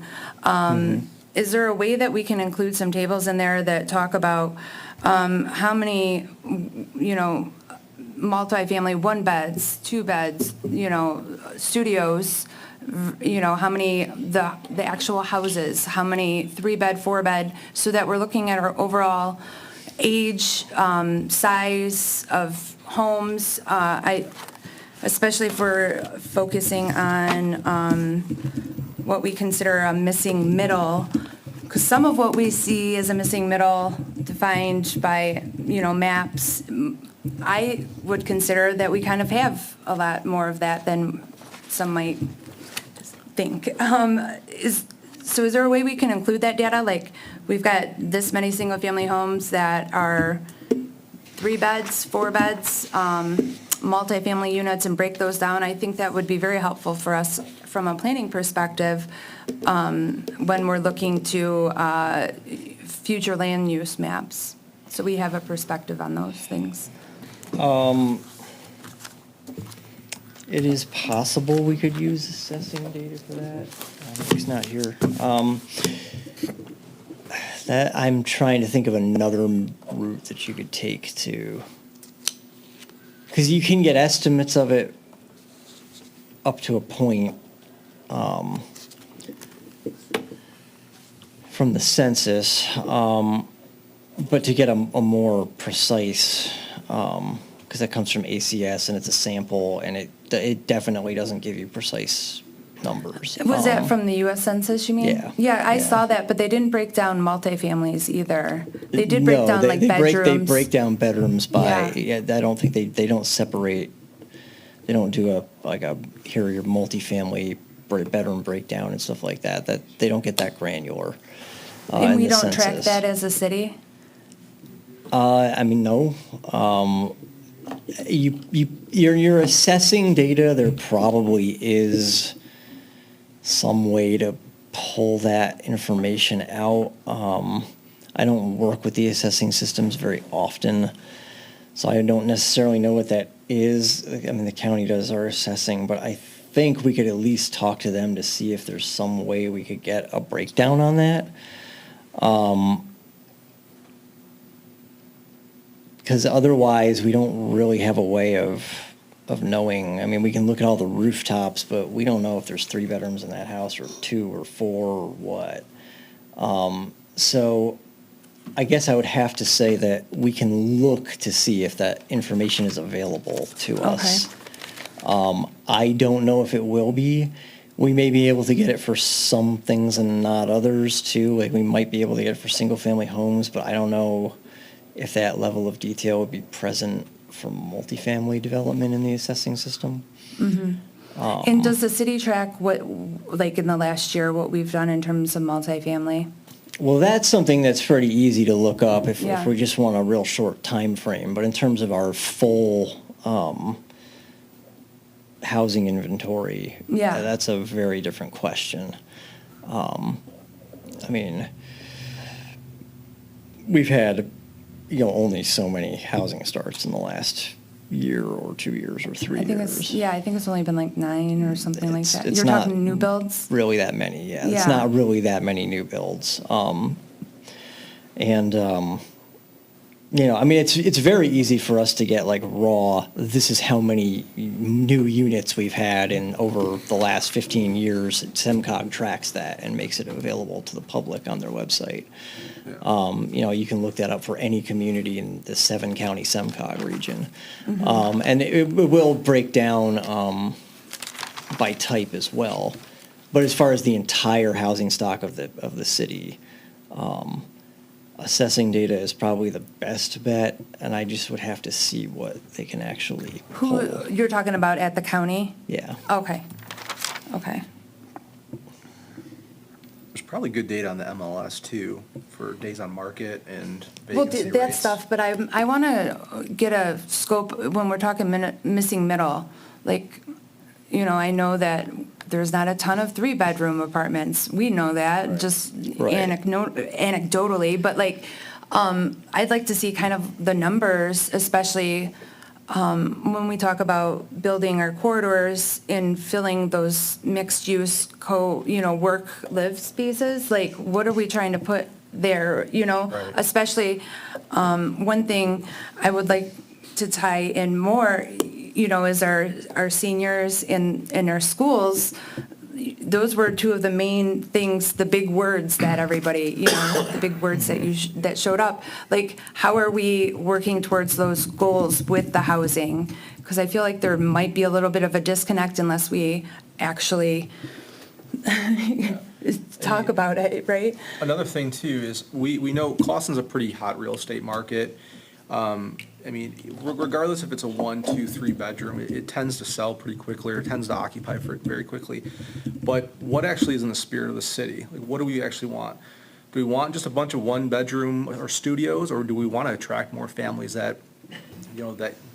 with 3 bedrooms? Housing stock that actually has room to grow a family. Yeah, well, and I do think it speaks to the survey results in terms of, like, what are the resident concerns? Also, what do the residents love about the city? Right. It's a small town. They love the friendliness, the family environment. So I feel like we should make maybe more of a direct correlation between that and I just didn't see a lot of those bridges in the full master plan, but I don't want to overwhelm you with much. But it would be great to find ways that we can incorporate that into the master plan and our overall, visionary. And all that data is available readily on Zillow, so. Well, yeah, I don't trust, you're talking to the wrong person about Zillow, I okay? understand. All I'm saying is it's available, the information is available out there. Right? I know, It's I not can like get on it's the not MLS, available.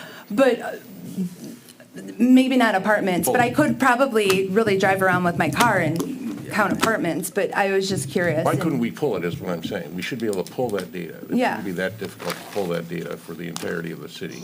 It shouldn't be difficult. Yeah, I thought city maybe had something on the books, but it would be great, yeah, just so we can say, we're looking to grow families and we see that as an important value of our residents and Yeah. a need for the schools and it's something that's, and that should guide us, right?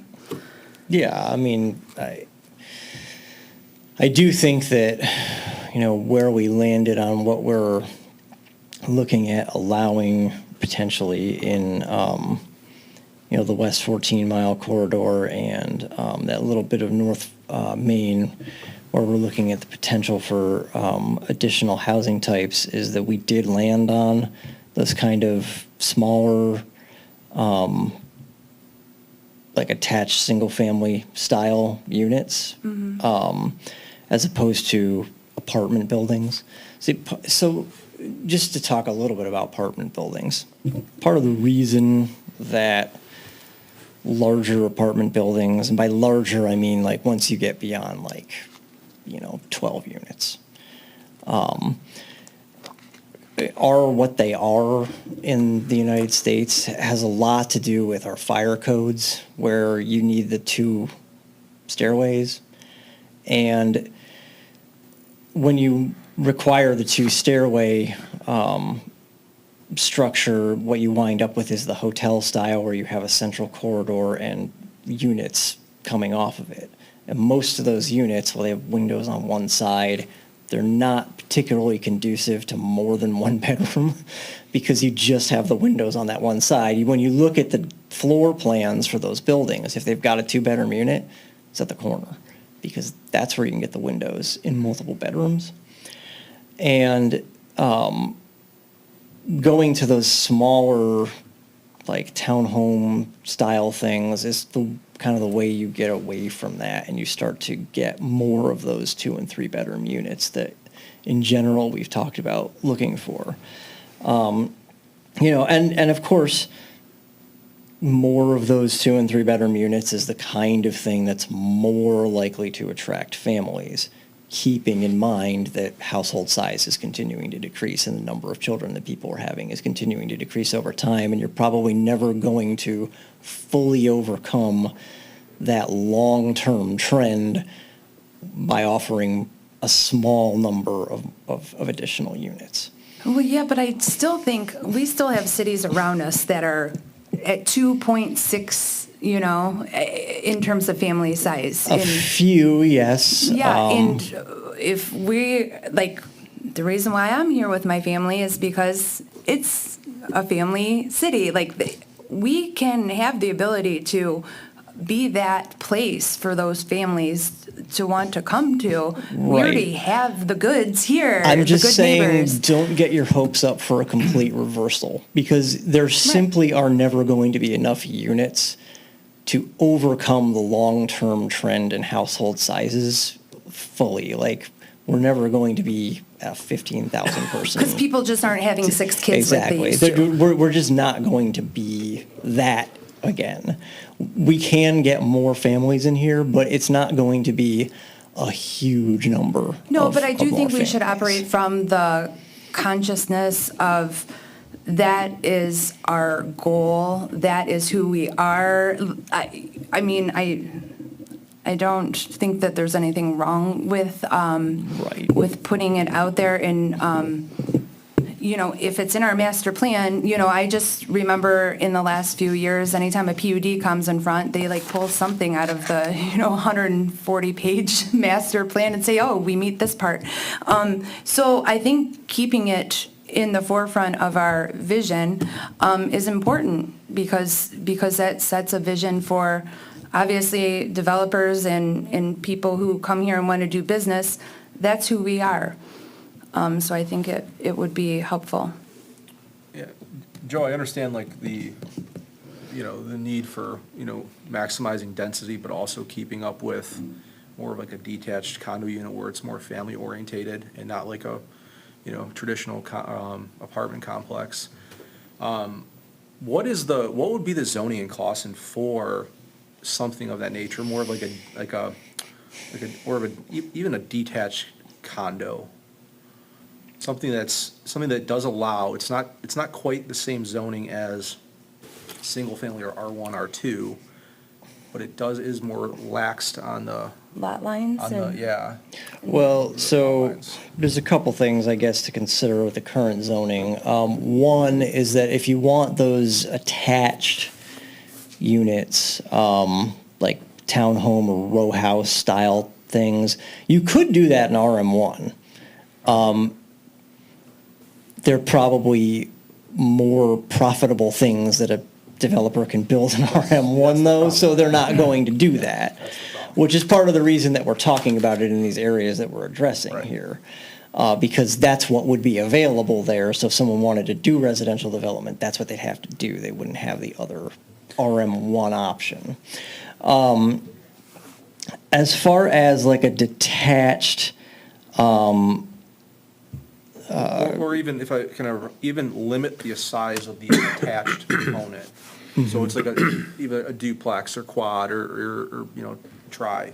Well, and in R2, we allow for like the minimum square footage to be like 700 something square feet, right? Versus like the R1, it has to be a bigger imprint as a minimal. So I feel like we can get a little bit denser with in that way, and maybe lot lines as well.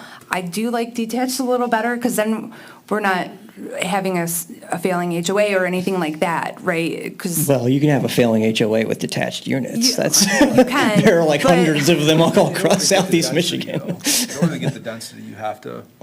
It's best to bring them in though. To attach, you mean? Well, it's far more efficient in terms of construction and heating and cooling. I mean, attached units are just way more efficient than detached units.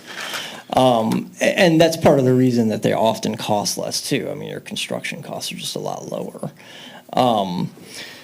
As far as, detached units in a, condominium style, like maybe like a cottage court kind of thing, you could do that in RM1.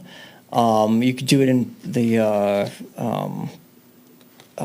core residential district as well. You could do those townhomes and things in the core residential district as well.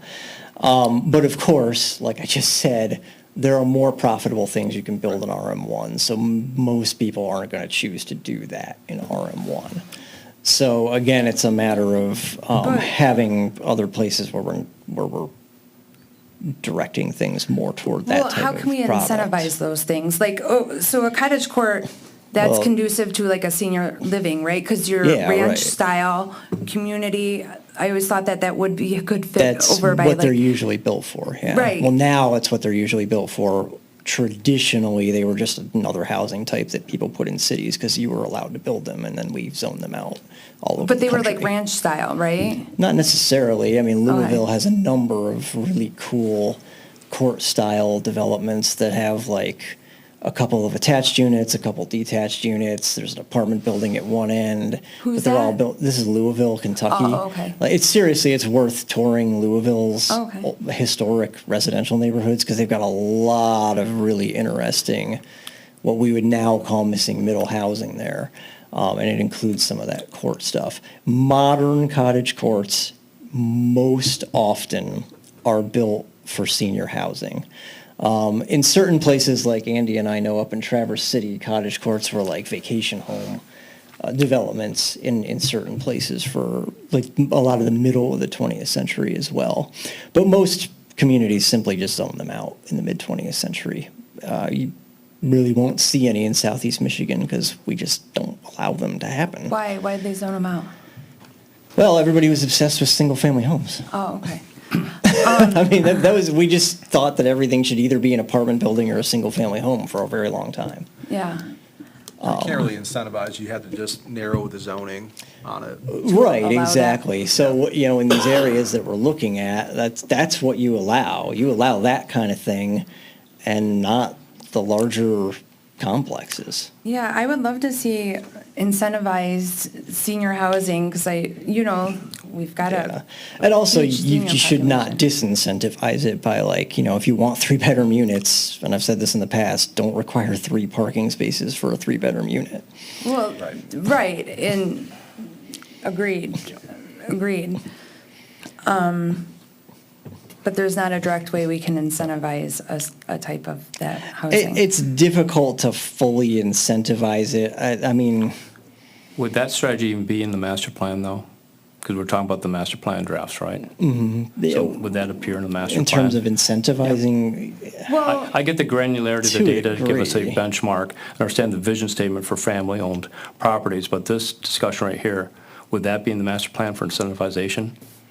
I mean, it can be, you can simply talk about finding ways to incentivize it. I mean, it doesn't have to be more detailed or complicated than that in a master plan. well, and I do think the reason why I brought it up, particularly in this portion of our conversation, is because that directly would influence my vision for the certain areas that we're talking about. If there's ways to incentivize, then maybe we can open it up for more areas and feel confident about that development happening there. We're talking about rezoning or a future land use map on a lot of areas, quite a lot.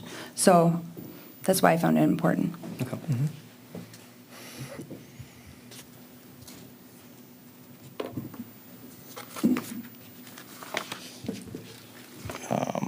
Any other comments on Are we that? still is it still on the table on what areas we are considering to change? Well, or- you still have to, Yeah. say that you're okay with the future land use map, yeah. So that's in here, and we can definitely discuss the parameters of the areas that we're talking about. Hey, Joe, can I, did anyone take the survey since the Clausen Fest? I don't think I saw Really? any new, I can check. We passed a lot of QR codes out that day.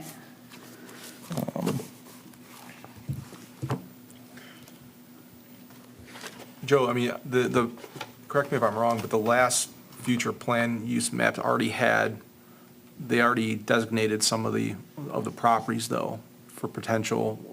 Oh, yeah, Right. we focused So- on the areas that they had already kind of called out, as far as West 14 Mile in Right. particular, we focused on areas that they had already called out as sort of a blanket mixed-use area, and then that also applied to South Main where the BRD1 district is. Yeah. Yes, you had classifications already on, rezoned classifications on some properties, but I don't think we ever actually talked about those properties in particular. Right? Yeah.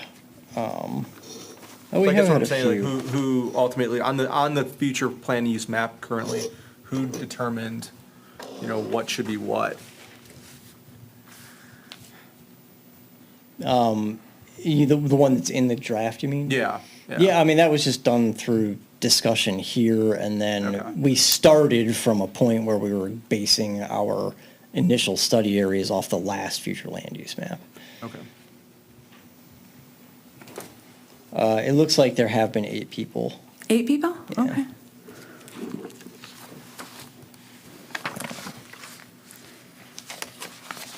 Is there a place that we can go and visit those results still, or no? I could output them for you. Oh, okay, cool. And I'll update the public input summary that's in the draft with what we got here. Okay.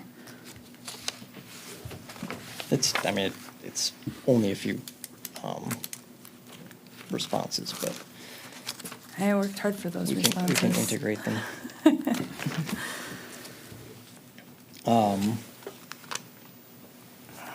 Yeah, I mean, I guess let's, I'm just gonna do a very quick overview of what else is in here, and then we can have some other discussion. So there is a summary of all the public input. The infrastructure chapter, which we went through in a couple of pieces in the past, is in here, and the action items have been fleshed out at the end of it.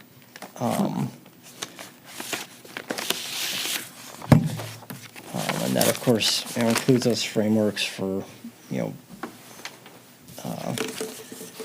making decisions on infrastructure going forward.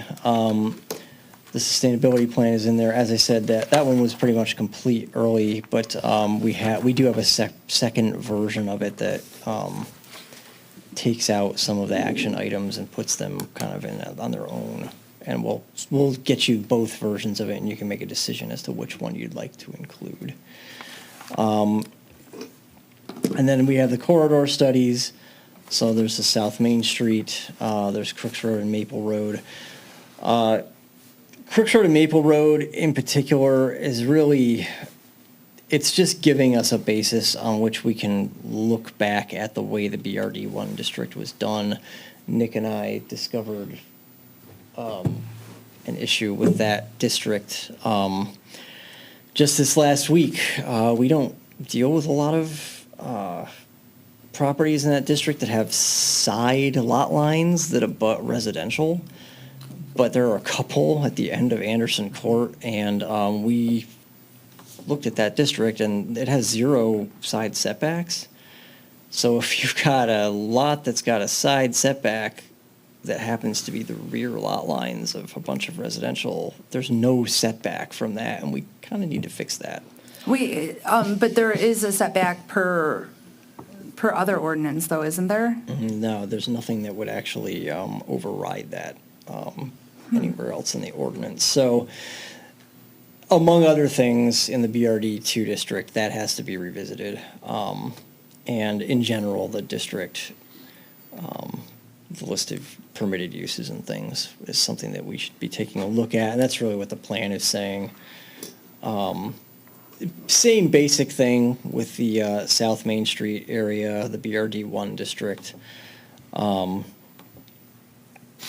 North Main, the recommendation there is to keep the intensity low, but not just be looking at office there, because that's a little over limited with the current office market.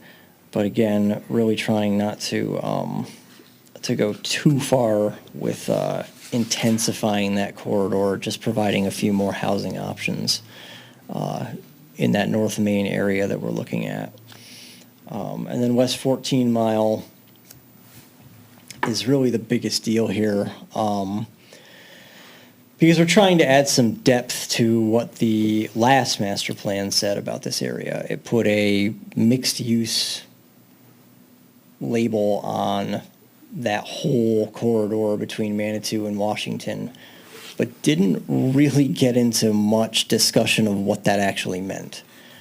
And really what we're talking about, we put some guiding principles in here. One would be to focus residential infill and redevelopment on family-oriented missing middle housing types. Another, improve screening to neighboring residential throughout the corridor.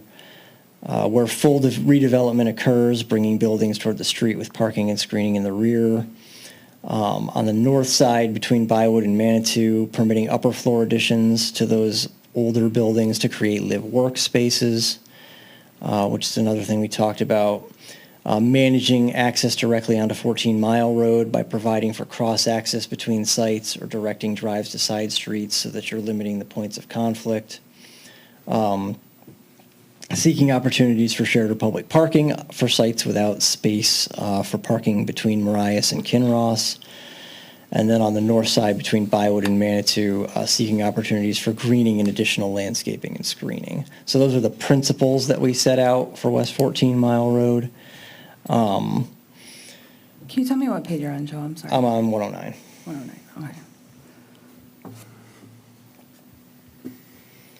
And then East 14 Mile Road gets a mention as well, just a possible diversification of what's available to do on the actual 14 Mile Road frontage there. And then that brings us to the future land use plan. And on page 115 is where the future land use map occurs. And that's, of course, something that's up for discussion, the boundaries that are being shown on there. And from there, it gets into the zoning plan and other implementation items. We also set forth a framework for identifying redevelopment-ready sites in the future if we remain engaged with the RRC program through the MEDC.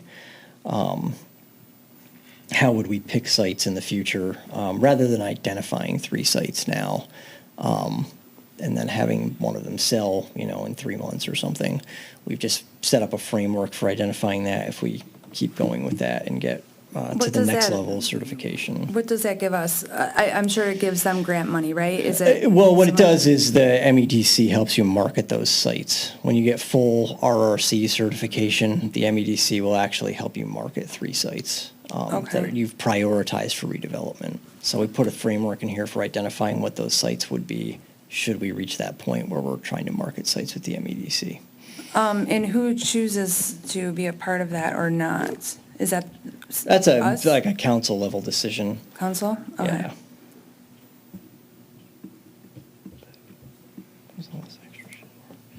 Yeah. But yeah, as far as discussion is concerned, obviously any feedback you have is welcome, but the future land use map was probably one of the things that we should probably focus, a good deal on to make sure that you're comfortable with where it wound up. I've always been curious about the property on, I think it's Baker, north of Baker and east of Main Street, and it's designated as office. That's probably why it's never been developed. It's all around residential. Oh, yeah. Is there a reason why it's been designated office and it continues to be designated office? Should it be looked at as something else? Baker and Maine? I think isn't that property in the North Main district on this map? It is. Yeah. It's been moved to the North Main district on this map, which does move a little beyond office to permit certain other things. The really missing middle housing types is the other thing that's available on it under the North Main. And yes, it has always been office, and that probably is part of the reason that nothing's ever happened there. So, can you clarify what you're saying about the North Main district having a little more flexibility?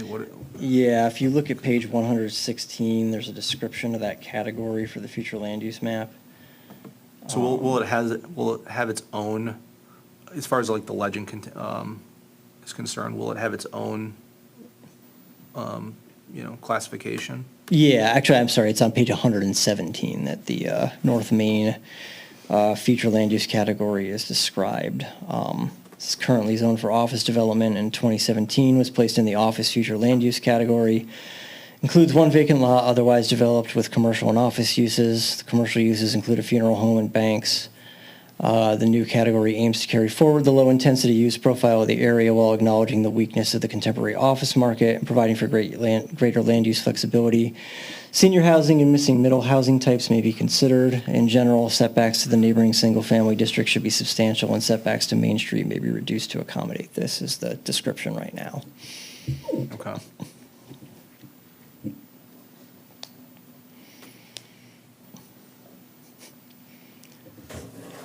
So on those pages following the future land use map, really the ones on 116 are the ones that carried forward because they weren't part of our major study this time.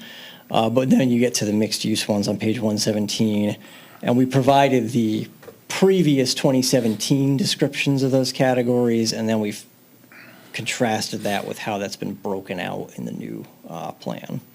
Joe, I have to admit that I started going through this from page 1, and I did not spend a lot of time at this. I didn't know that you want a heavy focus on this That's part. okay. That's okay. I mean, this isn't the only meeting that we need to 'cause discuss I'm this. sure I'll have things I just didn't get as far as taking so many notes back there yet.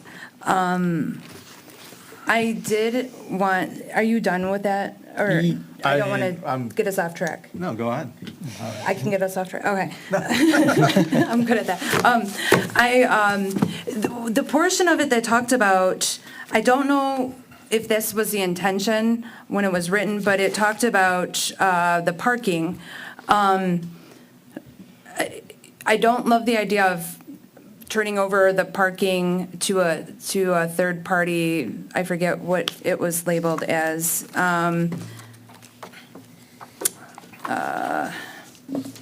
Because when we look at the resident survey, it was how many people like the non-overnight parking on the residential streets, and it was 70% were in favor of it. But then possibly turning our parking restriction or allotment over to a third party or whatever resource that was called out into in the master plan. I just don't feel like that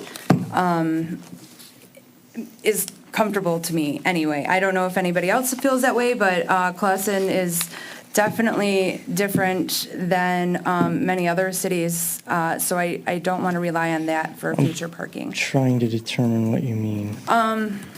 All right, I Because think I folded the page. this doesn't really talk about doing anything about the residential, like the on-street parking. It's not, there's no. Well, no, I sorry if I misstated. That will directly affect residential on-street parking, though, if we, by some means, give every developer that's been in front of us their dream come true and, don't, alleviate a lot of the parking requirements, then it will automatically fall onto residential properties. All this is calling for is studying whether our requirements are appropriate or not. Well, okay, so. Listen, it's not saying that we need to change anything. It's just saying, do we have the right requirements? And giving us methods to study that. To study that. Yeah. So it's not looking to use those resources to change our parking ordinance. If our study of the parking ordinance says our parking ordinance needs to change, then we would look at changing I'm just wondering why, well, okay. We still have say. Yeah. Yeah, exactly. I mean, that's the whole idea It's is, to get data. do you have the right approach right now? Because there are certain parts of the city where it seems like we don't. Either we have too much in some places or not enough in others. So how do we get to a place where we are doing the right thing throughout the community? You can't really do that without studying the issue. So the transportation engineers, the Institute of Transportation Engineers, it's not something that you input, here's how many No, I actually call out the flaws of that document here. I note it as one potential resource that should be used in concert with other resources. Okay. Because I don't think that a single source is really going to give you all the information you need to determine what your parking should be. And ITE is kind of an acknowledged authority on parking demand. However, I do think it's an extremely flawed document, their parking generation manual. So yeah, basically what I'm proposing here is a mixed approach that takes advantage of a lot of different tools to determine what's correct and determine what works for us. And then I've broken it out into resource-independent analysis tools and resource-dependent analysis tools so that we know that resource-dependent analysis tools require some capital investment. If you're going to use those tools, which are going to give you ultimately better data for your specific situation because it's actually based on real-time monitoring of parking usage in the city. You just have to understand that that's the best possible method of analysis, but it also is the one that costs money and takes the most time. So, there's a lot of different things that we can use to just get ourselves in the best possible position in terms of what we're requiring. And, So is it what we're requiring, or we're looking for ways to solve what we already have happening where, like you've mentioned before, there seems to be sufficient parking, but not in the right places, not at the right spots? Right. Well, Or are we it would looking- include that, yeah. Okay. Yeah, it definitely includes that. And, yeah, I mean, we're looking at ways to, providing more public parking or, via purchase or lease, or, that could include, entering more deals with people. The area that's photographed there on 101 is one area where we know that there's been an issue, and a persistent one at that, which is part of the reason I included it there. But, yeah, I mean, pretty much everything would be on the table as far as that's concerned. But we know that, as far as on-street parking is concerned, we're not going to change the current rule around that. Well, I didn't mean to imply we were looking to change it, but I hope it's taken into consideration when looking at the impact of different parking analysis. Sure, yeah, no, I understand that, like, you have a restaurant that doesn't have enough parking spaces and people park down the street in front of people's houses. For sure, but it's not 24/7. People are like, Right. cool, at least I know that's not going to be there for 2 weeks. Right, you know? yeah, exactly. I also didn't realize, so is the sustainability, the other one that you referenced, is that one more condensed, the other version? Yeah, what we did with that version is it includes, well, it depends on the goal, the focus area, but it includes fewer of the action items in the chapter, and then the ones that weren't included in the chapter moved to like an appendix where it's like, here are other things that we could do, but maybe they're not as low-hanging fruit, or they're less of a priority, or they affect fewer of our objectives or something like that. So we pulled them out as lower priority. But we wanted to keep them all in there so that we still had them all to refer to. But per Commissioner Solomon's point that he made at the time that we first looked at this, having so many of them in the chapter maybe makes it less likely that the most important ones get focused on. Yeah, and these all came from resident feedback as well, right? Essentially, yeah. I mean, some of them came from our responses to resident feedback where we looked at what a problem was and said, well, how would you address that? And this is how you'd address it. I would love to see a more tie-in there too, I guess, because it did, I do believe that we are responding to resident feedback, but I think even having something written somewhere at the beginning. Well, it is all written in the framework document that's already been adopted.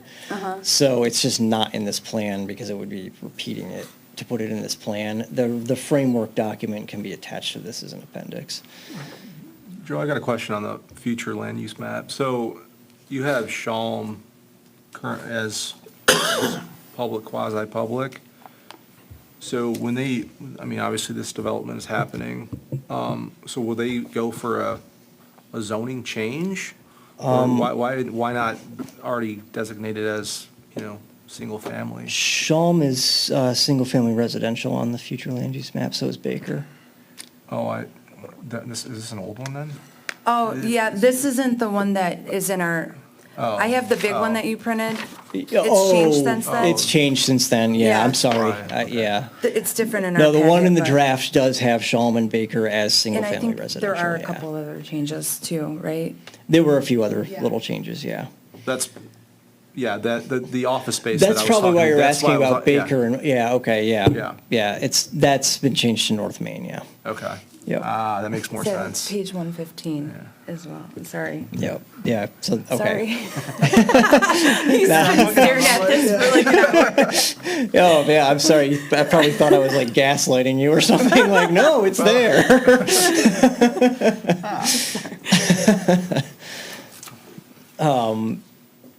Yeah, and you are right that we are gonna see a plan for Shawm sometime soon. I don't know exactly what it looks like, but, yeah. I do.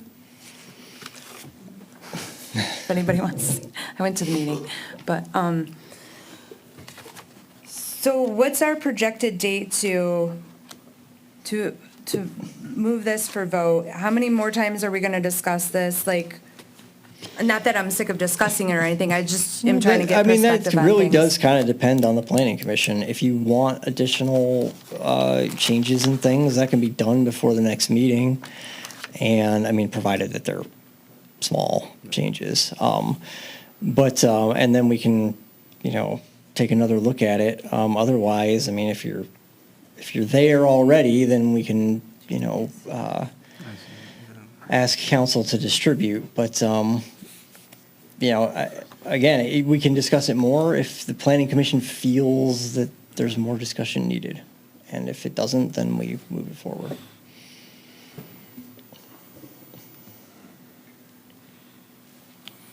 So, just in terms of some quick feedback, previously at least once, one other time when we've talked about the master plan and sustainability plan, this feels like it's been a kind of a forced copy and paste between the two documents, between, the master plan content and the sustainability plan.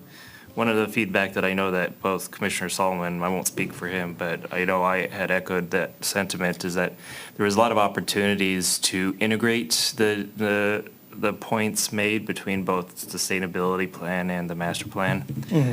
I mean, I say copy and paste because one of the feedback that was provided was to make the formatting of the action items and the goals to be consistent, and it's hard to follow.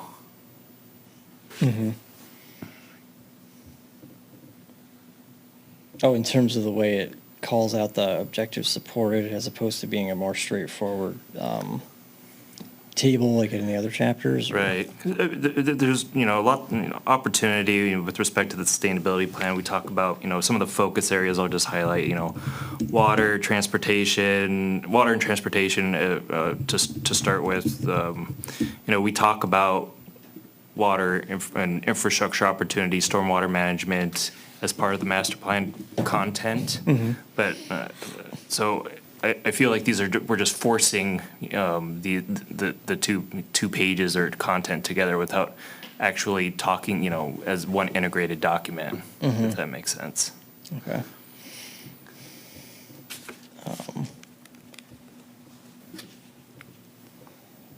Yeah, as far as that's concerned, I guess, where you do have, there's, transportation and water are really the two places where there's overlap with other parts of the, plan, I guess land use and community design to an extent as well. Yeah, I suppose we could take a look at how that's narratively done. Well, and I agree. I was like, whoa, I almost feel like our plan, not, it was almost like overtaken by it for a minute, where I'm like, whoa, I thought this was, is there a way we can not to disregard it, but to appendix it in a way that is like, here is our supporting data for, I mean, I don't know. It does throw off the flow a little. I don't know if I'm saying that the right way, but I do agree that it was a lot. But you said the other version shortened as well. Yeah, I think I'll have to share the shortened version prior to the next meeting, and I think that might fit into the body of the plan better with the rest of it as an appendix. And I guess not having the framework with all the supporting stuff for the goals is maybe part of the issue here too. Because this really is building on the framework. But I do think that maybe there's the potential to tie those areas that do have some overlap with the rest of the areas of the plan Would it make into sense? it more narratively. I was gonna say, would it make more sense to like keep the goal in the things in the forefront and then to put like the action item tables towards, like with the appendix of the other type of action item? It feels more like an appendix, like, does that make sense or no? So it is more of a flow overarching broad, just like the rest of the, I mean, to an extent, I guess the action items are really the meat of that chapter.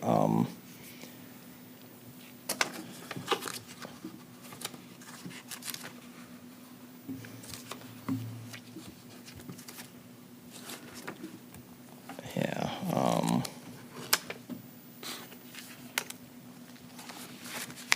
Yeah, because I mean, the entire idea behind it is that it's meant to operationalize the sustainability framework. I'm not saying it's not an awkward fit, because it kind of is. It really is a follow-up to another document, and it's meant to put actions into the framework that was developed in the other document. So it has sort of a different purpose from the other chapters. and it feels very detail heavy versus the overarching guiding principle of what a master plan is. Not that it's wrong, you're the expert in terms of that, not me, but,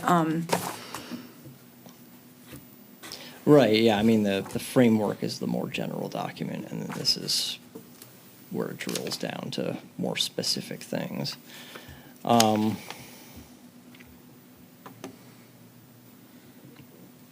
Yeah, I mean, I think what I would look at doing is showing the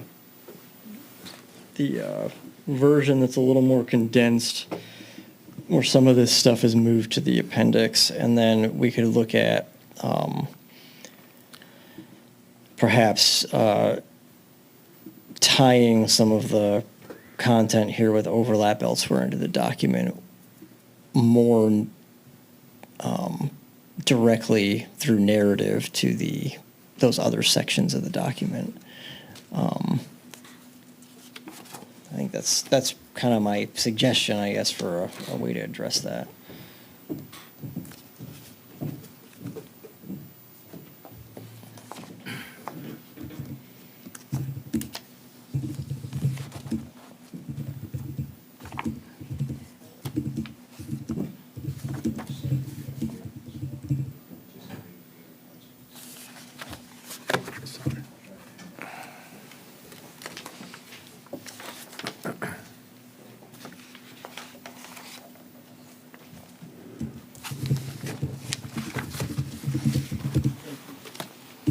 Are there any other kind of overall comments or? no, but I would like the opportunity to maybe explore a little bit more of the future Yeah, land that's use of course map. fine. Because what I can do, I can address some of what we've heard tonight between now and the next meeting, and then we Okay. can. You're not ready to pass it on? Not yet, but yet. I think you knew that, yeah. Okay. All right, yeah, I mean, I think that we can put a pin in it there and pick it up next time.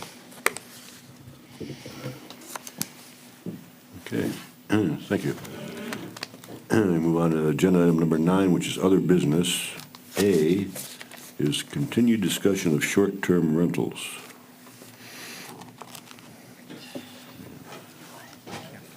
You can't? Maybe they kicked you off. All right. So I guess my part of this, there was a meeting held on August 7th. I had a standing conflict with that meeting, so I was not able to attend that. My basic thing here is where are we going with this? What are we doing? We've got a lot of language that's been developed. I get the sense that there's not really much of an objection to the language we've developed as a body. I get the sense that there's a little bit of queasiness with some of the language that's in the other ordinance. But I guess, what do you feel you came away from that meeting with in terms of direction, and where would you like to take it? Is there any information that I can provide to you to help make your life easier?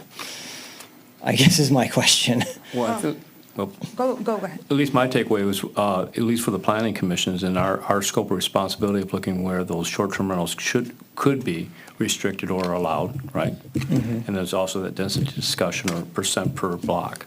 That was my takeaways from the meeting. Because the ordinance is owned by the city council, right? Yes, it is, Overarching yeah. ordinance, okay. And recommendations around ordinances, if we wanted to pass those along as well. It was really nice to hear both sides during that discussion. I think a lot of the problems that I thought was, when there is issues, they're just not being enforced, or they're not being reported on properly, and then the action's not being taken to the next step. So, I mean, there's a clear, there's quite a bit of reported, instances, but no action was taken. So, maybe we restrict it but we definitely need to hone in on, consequences to violations. And it sounds like that's kind of, even with, the discussion tonight regarding the barbecue, he clearly admitted that he was operating, outside the time that he was allotted. But yet, there hasn't been any enforcement. So, Joe, does the planning commission put those type of enforcement options into a ordinance, or is that the city council? Well, it depends a little bit. I mean, the zoning ordinance does include violation provisions. But they generally apply to the whole zoning ordinance. So if there's any violation of the zoning ordinance, which would include, a violation of conditions placed in a site plan approval, like what Evan was just referring to, there is a process for that laid out in the zoning ordinance. In the case of this particular issue, there is a general ordinance that has its own violation provisions. And so those would apply, and then if we put something in the zoning ordinance, any violation of whatever we put in the zoning ordinance would be subject to those enforcement provisions of the zoning ordinance. So you kind of have two avenues of enforcement from two different ordinances on this particular issue. Of course, it has to then happen, when there is a complaint, something has to be done and there has to be follow through and all that. And that's the challenge in any community, I guess. But yes, there absolutely are enforcement provisions in our zoning ordinance, and then the STR ordinance has them as well.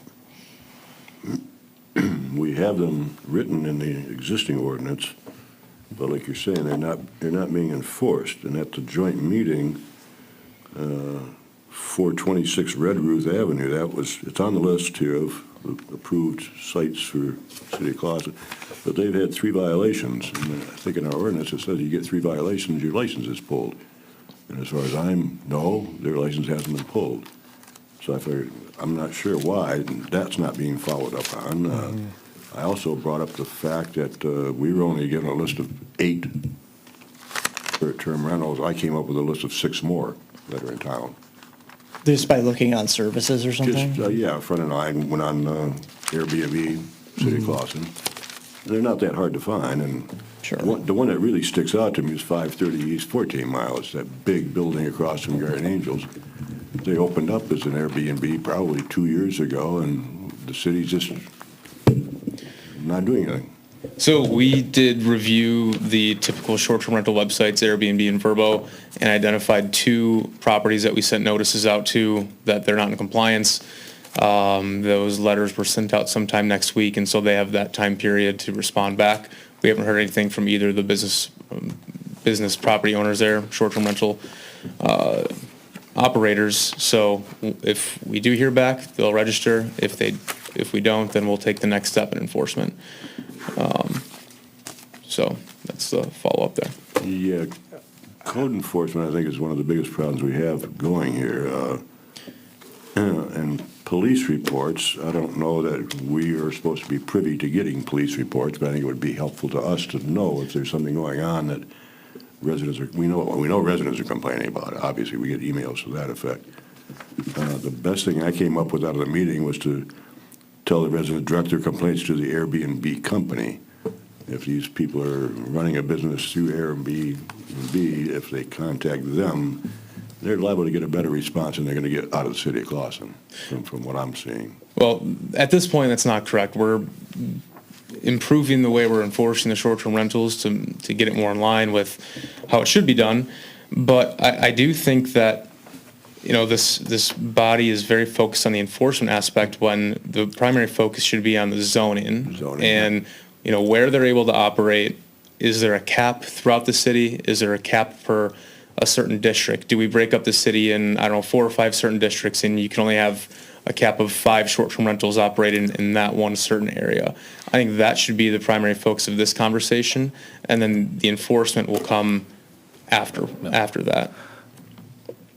Is like, so if we do like a multi-prong attack where it's like, you know, focus on registration, safety inspections, zoning, and then obviously enforcement, do we even have the authority for setting up the safety inspections and the registration guidelines and, you know, do we have the authority on that to even? That would fall more in line with the code of ordinances, which the city council approves. Okay, so we can only really say limiting the, you know, availability of them, or, you know, zoning. Right, the zoning of short-term rentals in the city, and then whenever that language is decided and approved by this body, I think what Joe mentioned previously is that with that ordinance being presented to city council, the planning commission would also have a report identifying a list of bullet points that you'd like to see modified in the short-term rental ordinance that we have in place as well. So we can make a proposal, but then they'll even vote on whether we make recommendations on short-term rentals if, let's say, we don't allow them in R1, R2, right? That seems to be a vocal group that's been sending those emails. They would still have to approve that, correct? Correct. No. Any ordinance that this body would approve and send to council, council can approve it or deny it either way. Well, okay, so I've done some research since then. A lot of what happened at the last meeting was, there was back and forth about residential, non-residential, in the court cases. The way that we have defined dwelling units, the way that we've defined hotels and family, a collective number of individuals living in a dwelling whose relationship is non-transient, I feel pretty comfortable in keeping the zone outside of residential. I listened to our attorney who talked about the language and in what our ordinance states. So right now, so that led me to hotel because there is Supreme Court precedence on deeming them as not a residential use, but a commercial use. Our hotel allows motels, hotels to be in B3 and BRD2. So that's where I'm at the moment. And then there's live work units, B1 or live-work units. So B1 would allow live-work units, but it doesn't specify that we allow hotels or motels in those, in the B1 district. But I want to bring that up as a opportunity maybe for discussion.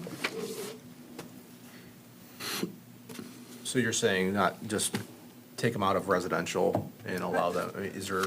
I feel confident in knowing the definition and the use.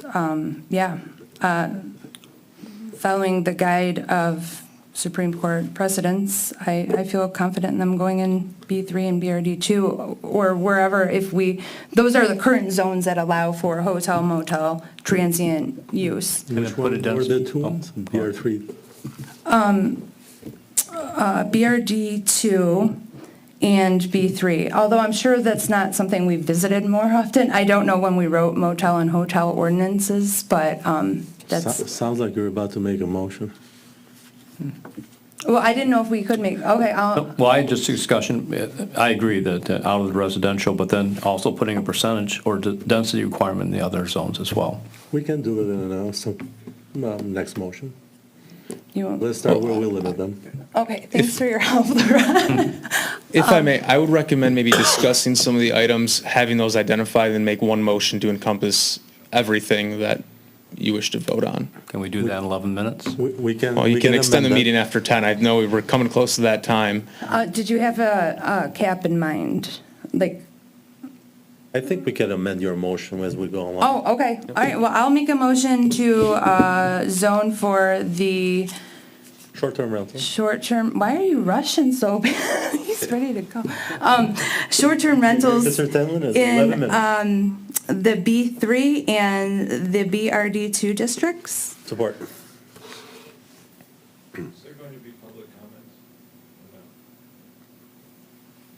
We have a motion, we have support. I can open it for public comment. You have something to say? Just knowing that we're going to go past 10, I think Yeah. it may be appropriate to make that motion now to extend it past 10 o'clock. That way we don't have to interrupt his public comment. Let's say we extend it 10:15. Will you guys give me 15 minutes? I would maybe be a little bit preemptive and just say 10:30, and if we end before 10:30, that's great. That way we don't have to make another motion. Yeah, okay. Does everybody agree we can hang here till 10:30? We do need a motion and support on I'll that. make a motion to Okay. extend our meeting till 10:25. Support, okay. Then, all in favor? Aye. Yes. Yes. Okay, all right, thank you. Good, thank you. And public. Thank you, Mr. Chairman. Nate Hare, 413 Park. Thank you, as always, for all of your service to this community.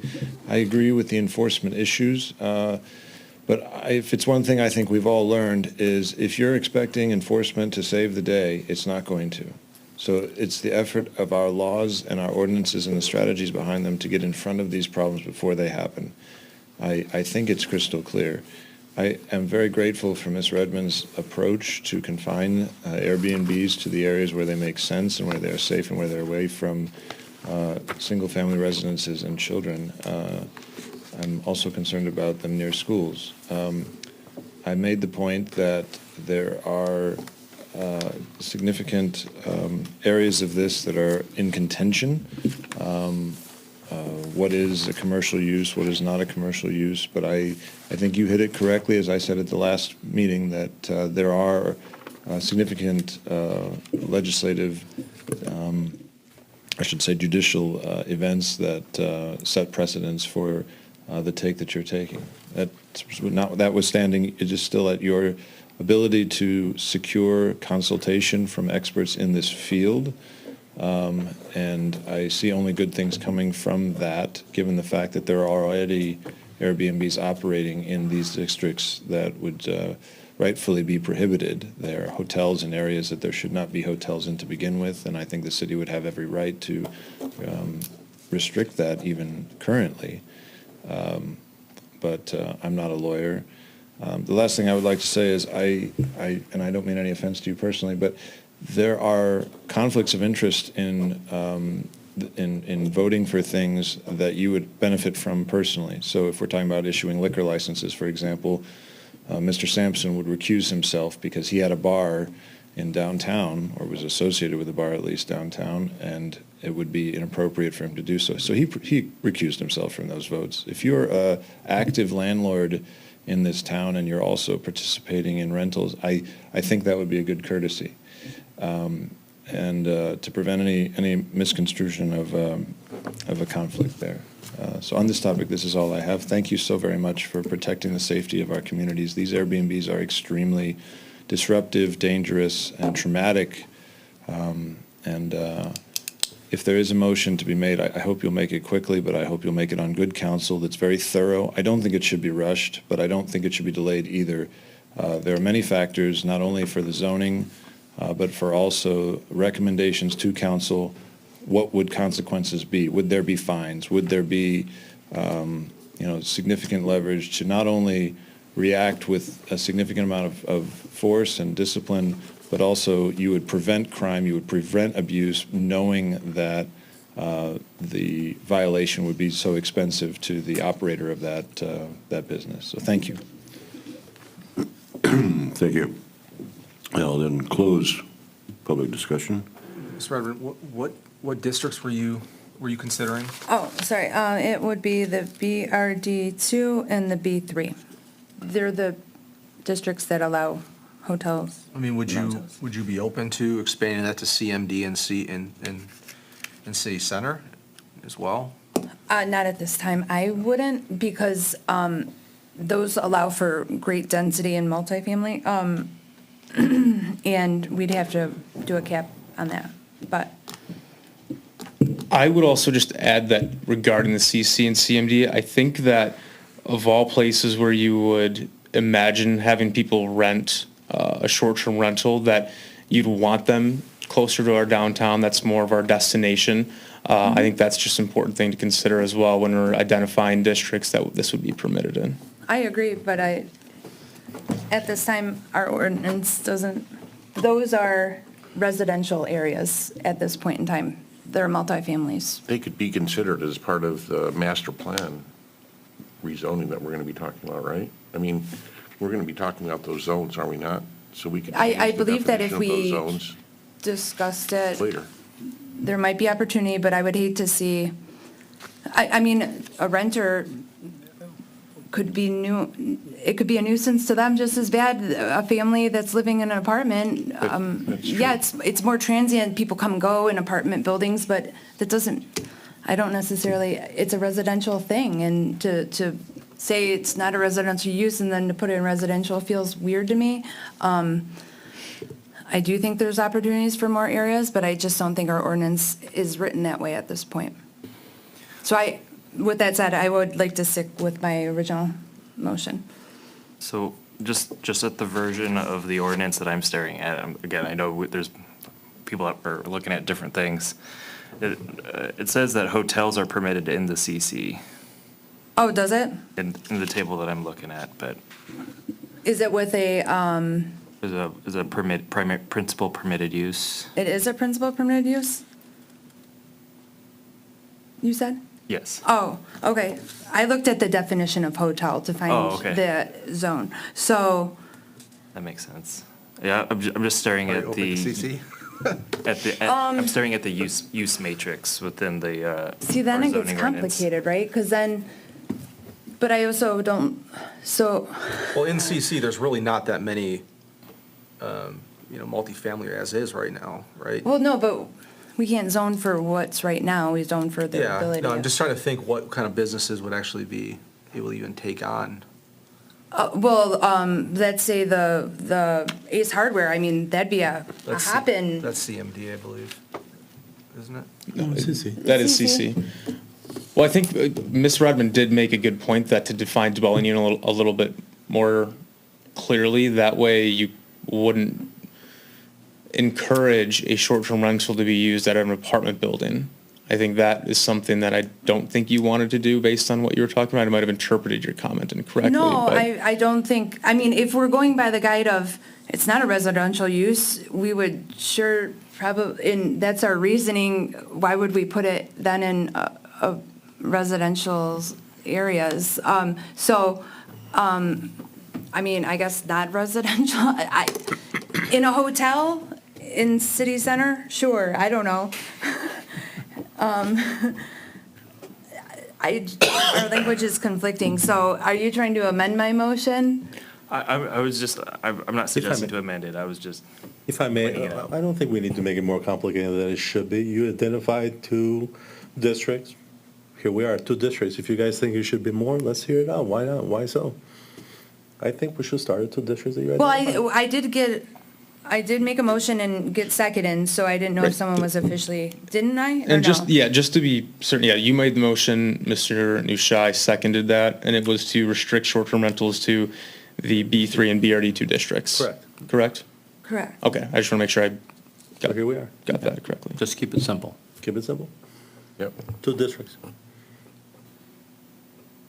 Hey, you want to vote on it? Does anybody want to officially amend it, Or or? you want to add to it, change anything? Let's do a roll call, please. Just before we go do the roll call, so Joe will have to generate the language for that, present it back to you for consideration, just to make sure it's aligned with the ordinance and what the motion entails. So it's not like this motion is going to send it on to council. There's Right. some more steps we have to take. I just wanted to remind you of that. Joe, with that said, can you include the language reference to the motel, hotel? I'm sure you will. Yeah. Probably. Yeah. The relation to it and the use of it, right? I mean, based on your argument that, what's permitted as a hotel, I mean, using that argument, shouldn't CC be added to that list, though? I mean, based on that argument that you're making, of what's He's right. allowed. You're adding the CC by de facto. Right. So That's why your- use that language when you identified 2 districts? Okay, fine, I don't know, guys. It's your I motion. mean, It's that's your argument for why you're choosing the 2. Well, it is, I didn't know the CC thing was, look at, I didn't have. But So at the very least, I think by making a motion now, we're getting a path in the right direction to have language that meets the request that you're looking for, and we can always edit it as it comes. Yes, So I think this I'll is a come step back in the next right meeting if I direction. find that it's a Yeah. principle. That allows us to permitted use. research it, right? So we can we Yep. can get it going and have a draft of the Yes, ordinance. and in the meantime, in preparation for the next meeting, Joe and I will discuss how that'll look, and we'll be able to provide some more information. So we're just getting the ball rolling, right? So we'll have a chance to look at it again. The official language. All right, I'm ready to vote if everybody else is. Okay. Good. Mr. Tinlin? Yes. Mr. Carpenter? yes. Mr. Fitzer? Yes. Mr. Cusero? Yes. Mr. Nushai? Yes. Ms. Redmond? Yes. Mr. Scott? Yes. All right, thank you. Thank you. Moving on to agenda item number 9B is going to be discussion of the proposed bylaw amendments. I think we did some conversation about changing when we open it up for public comment. I think that's what our concern was. Yeah, it sounded to me like, I wasn't at the last meeting, but it sounded to me like people were okay with the annual review provision that we had added, but there was a desire to change the way we deal with public comment. What I got from others' notes was that we were striking items not on the agenda. Was there any additional change? Just that change? Okay. That was it. All right, so are there any other things in the bylaws that you're looking to look at right now, or are you ready to make those changes to the bylaws?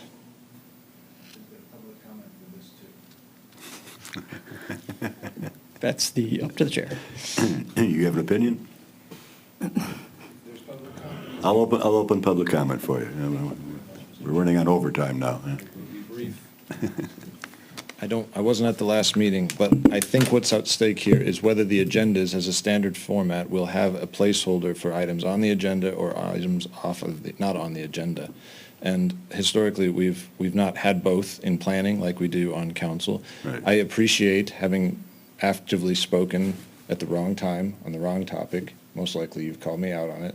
So I think that format to have both is very helpful, because it gives the audience members maybe who are not coming here frequently a little bit of discipline to know when they're supposed to bring up a topic that's on the agenda and when not, and it gives us very much a correct, appropriate place to make those comments. So as it pertains to the bylaw change, I would love it if you could have both, because that gives us an appropriate place to voice our opinion on a particular topic, and if something is not on the agenda, to do that as well, in a way that's not disruptive to it. And standing items that, this is a separate topic, standing items that are not, for example, like the master plan. Like, I think you saw, like, a lot of people came here, waited 2.5 hours to talk about the Airbnb. They just got filibustered because there was an hour and a half of conversation about the master plan. So if there's something pertinent that really does affect the residents in an active way, which Airbnb is a hot topic right now, like, please promote that to the beginning of the agenda as a matter of protocol, would be great. And then I think there was also discussions while you're making bylaw changes to talk about public notice requirements. Perhaps this is a good opportunity to include that as well as one package to City Council that you could get all of these things accomplished, as well as perhaps the specific accommodation for who is approving TCOs. So this is a very important body, the Planning Commission, right now, because there's just so much going on, and the staff is very spread thin. Code enforcement has been talked about already, so I think you get how important it is. Your role as our delegates who are appointed to this position by elected officials are. So thank you very much for those considerations on the bylaws. Thank you. And now I'll close public comment. And where are we at here? We're deciding we're going to drop items not on the agenda from the copy. And I think it was the only thing that was really difficult. Yeah. It's just, I believe on the bylaws, I as chair can open up planning, or I can open up public anytime I want. That's correct. But it gets a little troublesome. That's why I tried to explain tonight to people, can you hold your comments until we get our discussion first? And I'll try to do that. Aside from that, anybody else want to change something here? Wait, but that still wouldn't have resolved the issue of what he was referring to about the residents who waited to, so is that how it's on City Council? I feel like we've already had this conversation, but City Council, do they do not on the agenda first and then on the agenda at the end of the meeting? On the agenda first, that's the point. So if the company, they speak on the agenda first, and then if they get some more heated discussion, then the mayor can open up to public comment again during that topic. So they always talk about stuff that's on the agenda. That's why they come to the podium first. Okay. Yeah, so Mr. Tinley did describe it correctly. So it is public comment for items on the agenda, which is the 5th or 6th item, happens early on in the meeting. And then at the end is items not on the agenda. And so essentially what this is doing is just having all public discussion at the beginning of the meeting. That way there's not any broken down component. Of course, the chair has the ability to open up public comment as deemed necessary. But this essentially boils down both options into one. And we can change the listing on it because, like, agenda item number 4 is approval of this agenda. And had I known that many people were here tonight that were interested in the short-term rentals, we could have moved that up, gone through that first before we could have staged it differently. It's unfortunate that they sit through this whole thing and they don't get a say in the matter that they came here for. It's unfortunate. But I guess that's the way it's going to stay unless we call them out individually, if we can see something like that coming.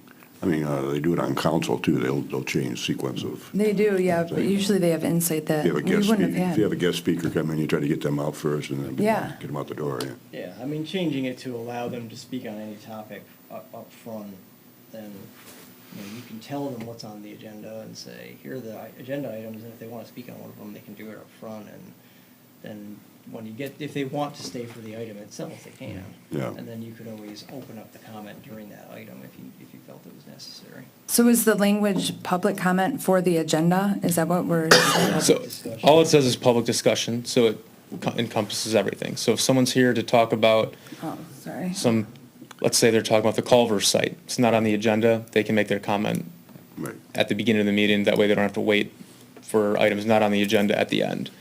Okay. So I think it does address the concern that Mr. Hara shared a few minutes ago, that all public comments can occur at the beginning of the meeting, But again, just a reminder that if we do notice for a special land use or something, those individuals should keep their comments to the official public hearing for that agenda item, which I think we're all on the same page on. Right. Yeah, and to address the other point brought up, discussing the public, that's more of an ordinance, I felt like. Yeah, I was going to touch on that during the staff report a little Okay, bit more. Okay, because that's not broken down in our bylaws necessarily, right? No, and I That's- don't know if it really makes sense to be in the bylaws of the planning commission, especially if we're gonna have an ordinance in place. I'll just let you know now. So it was on the agenda last Tuesday for city council. They ended up postponing that. Both the zoning ordinance amendments that were approved by PC, one council member wasn't there and they wanted to get his feedback on those. So it'll be on next Tuesday's agenda for the first reading of those ordinances. Yeah. Okay. Okay, Somebody make a motion or no? that's all this was, a discussion, so don't. Oh. I think it is on there to make a motion. If you want to actually make those changes to your bylaws, you need a motion. Move it to council? Council does not need to No. approve your bylaws. Oh. You approve your bylaws. Sorry, we already did this last time, didn't we? It's late. We're all running on fumes here. It's you guys approving your bylaws. I move to approve the proposed amendment to the planning commission bylaws as presented. Thanks for writing that for me, guys. Second. Motion, support. Can I have roll call on that, please? Mr. Kucera? Yes. Mr. Nushai? Yes. Ms. Redmond? Yes. Mr. Scott? Yes. Mr. Tinlin? Yes. Mr. Carpenter? Yes. Mr. Fitzer? Yes. All right, thank you. Okay, agenda item number 10 is planners report. I'm not going to take any more of your time. No planners report. Staff report and training opportunities. Pretty much what's in the packet. Yes, so the staff report was in the packet, and I'm just scrolling through it now real quick. I apologize. So I already let you know about the ordinance amendments that were approved by the planning commission previously and that they're postponed. Outside of that, there aren't really any major updates I have for you unless there's any questions. Yeah, I drove, was it yesterday or the day before? I noticed that Leon Lou's putting in their parking lot. Have you seen what they're up to there? Yes, it's gone through engineering. The reason for the delay is that there was significant deliberation between our city attorney and the attorney over there trying to get the stormwater agreement that needs to be in place figured out. That finally occurred a few months ago, and they are in the process. They've gotten their engineering plan approved and are moving forward with doing that parking lot. I just drove through and glanced, the crew was working, but it looks like they're digging and they're putting in corrugated metal piping, which I'm not sure what that's for. It's not for running water or sewer lines. Is that for retaining water, do you know? Off the top of my head, no. It's an awful lot of pipes that they're burying, you know. I believe it's to retain stormwater on their site, but I'm not an engineer, but I know that AEW has inspectors out constantly for these type of projects.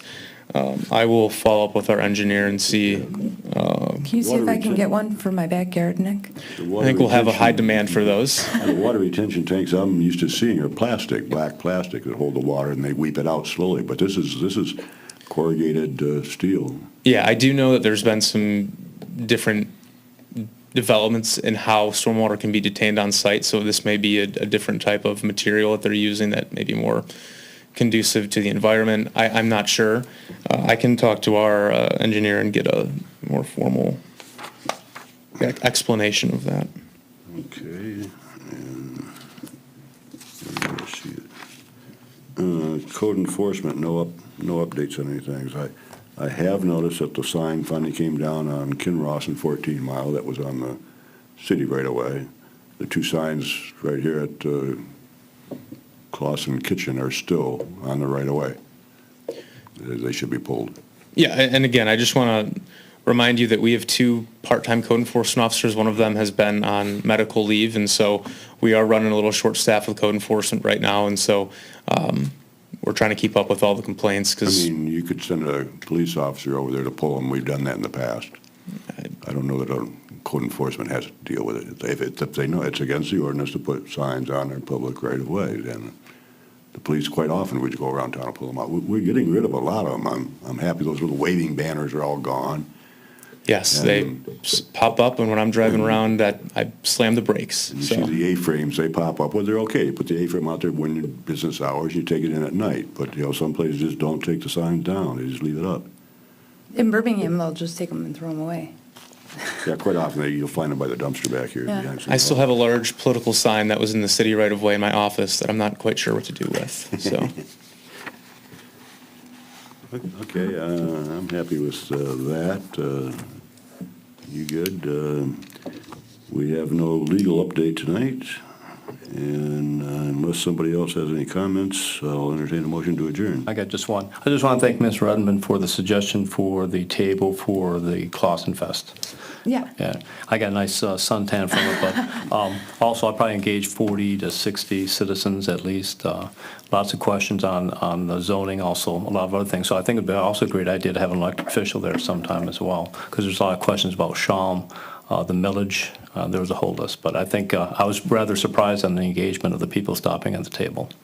I second, well, not thanking me, but thanking Nick. Yes, thank me. No, thank you, Nick, for coordinating. Thanks for volunteering. I enjoyed it a lot. Like you said, a lot of engagement.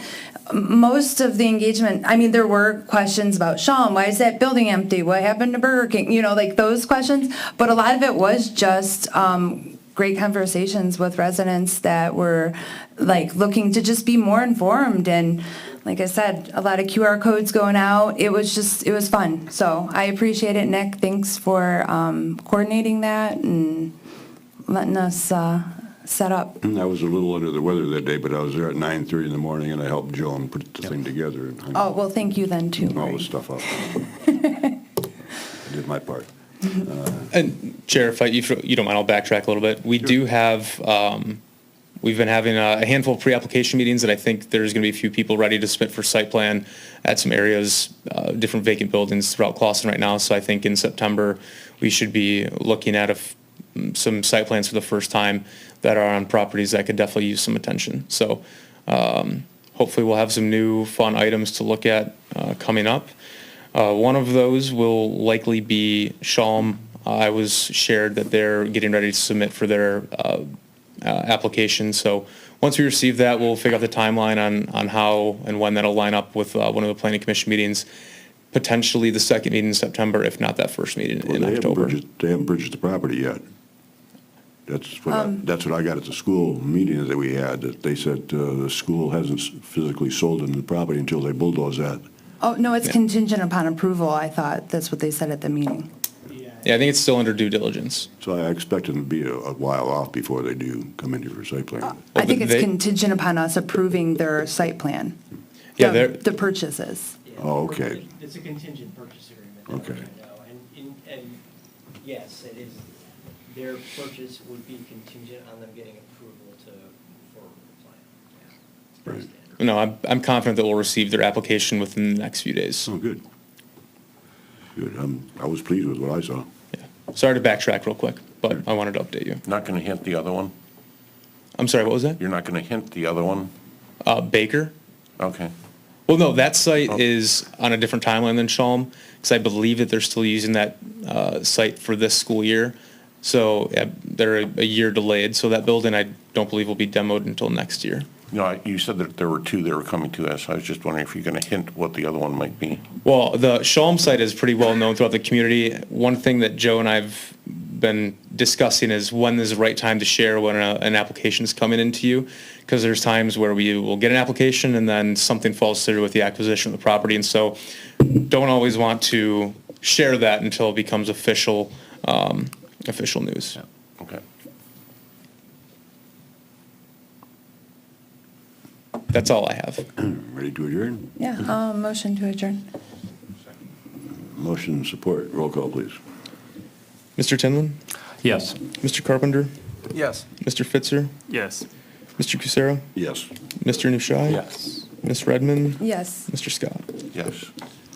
Thank you. Everyone.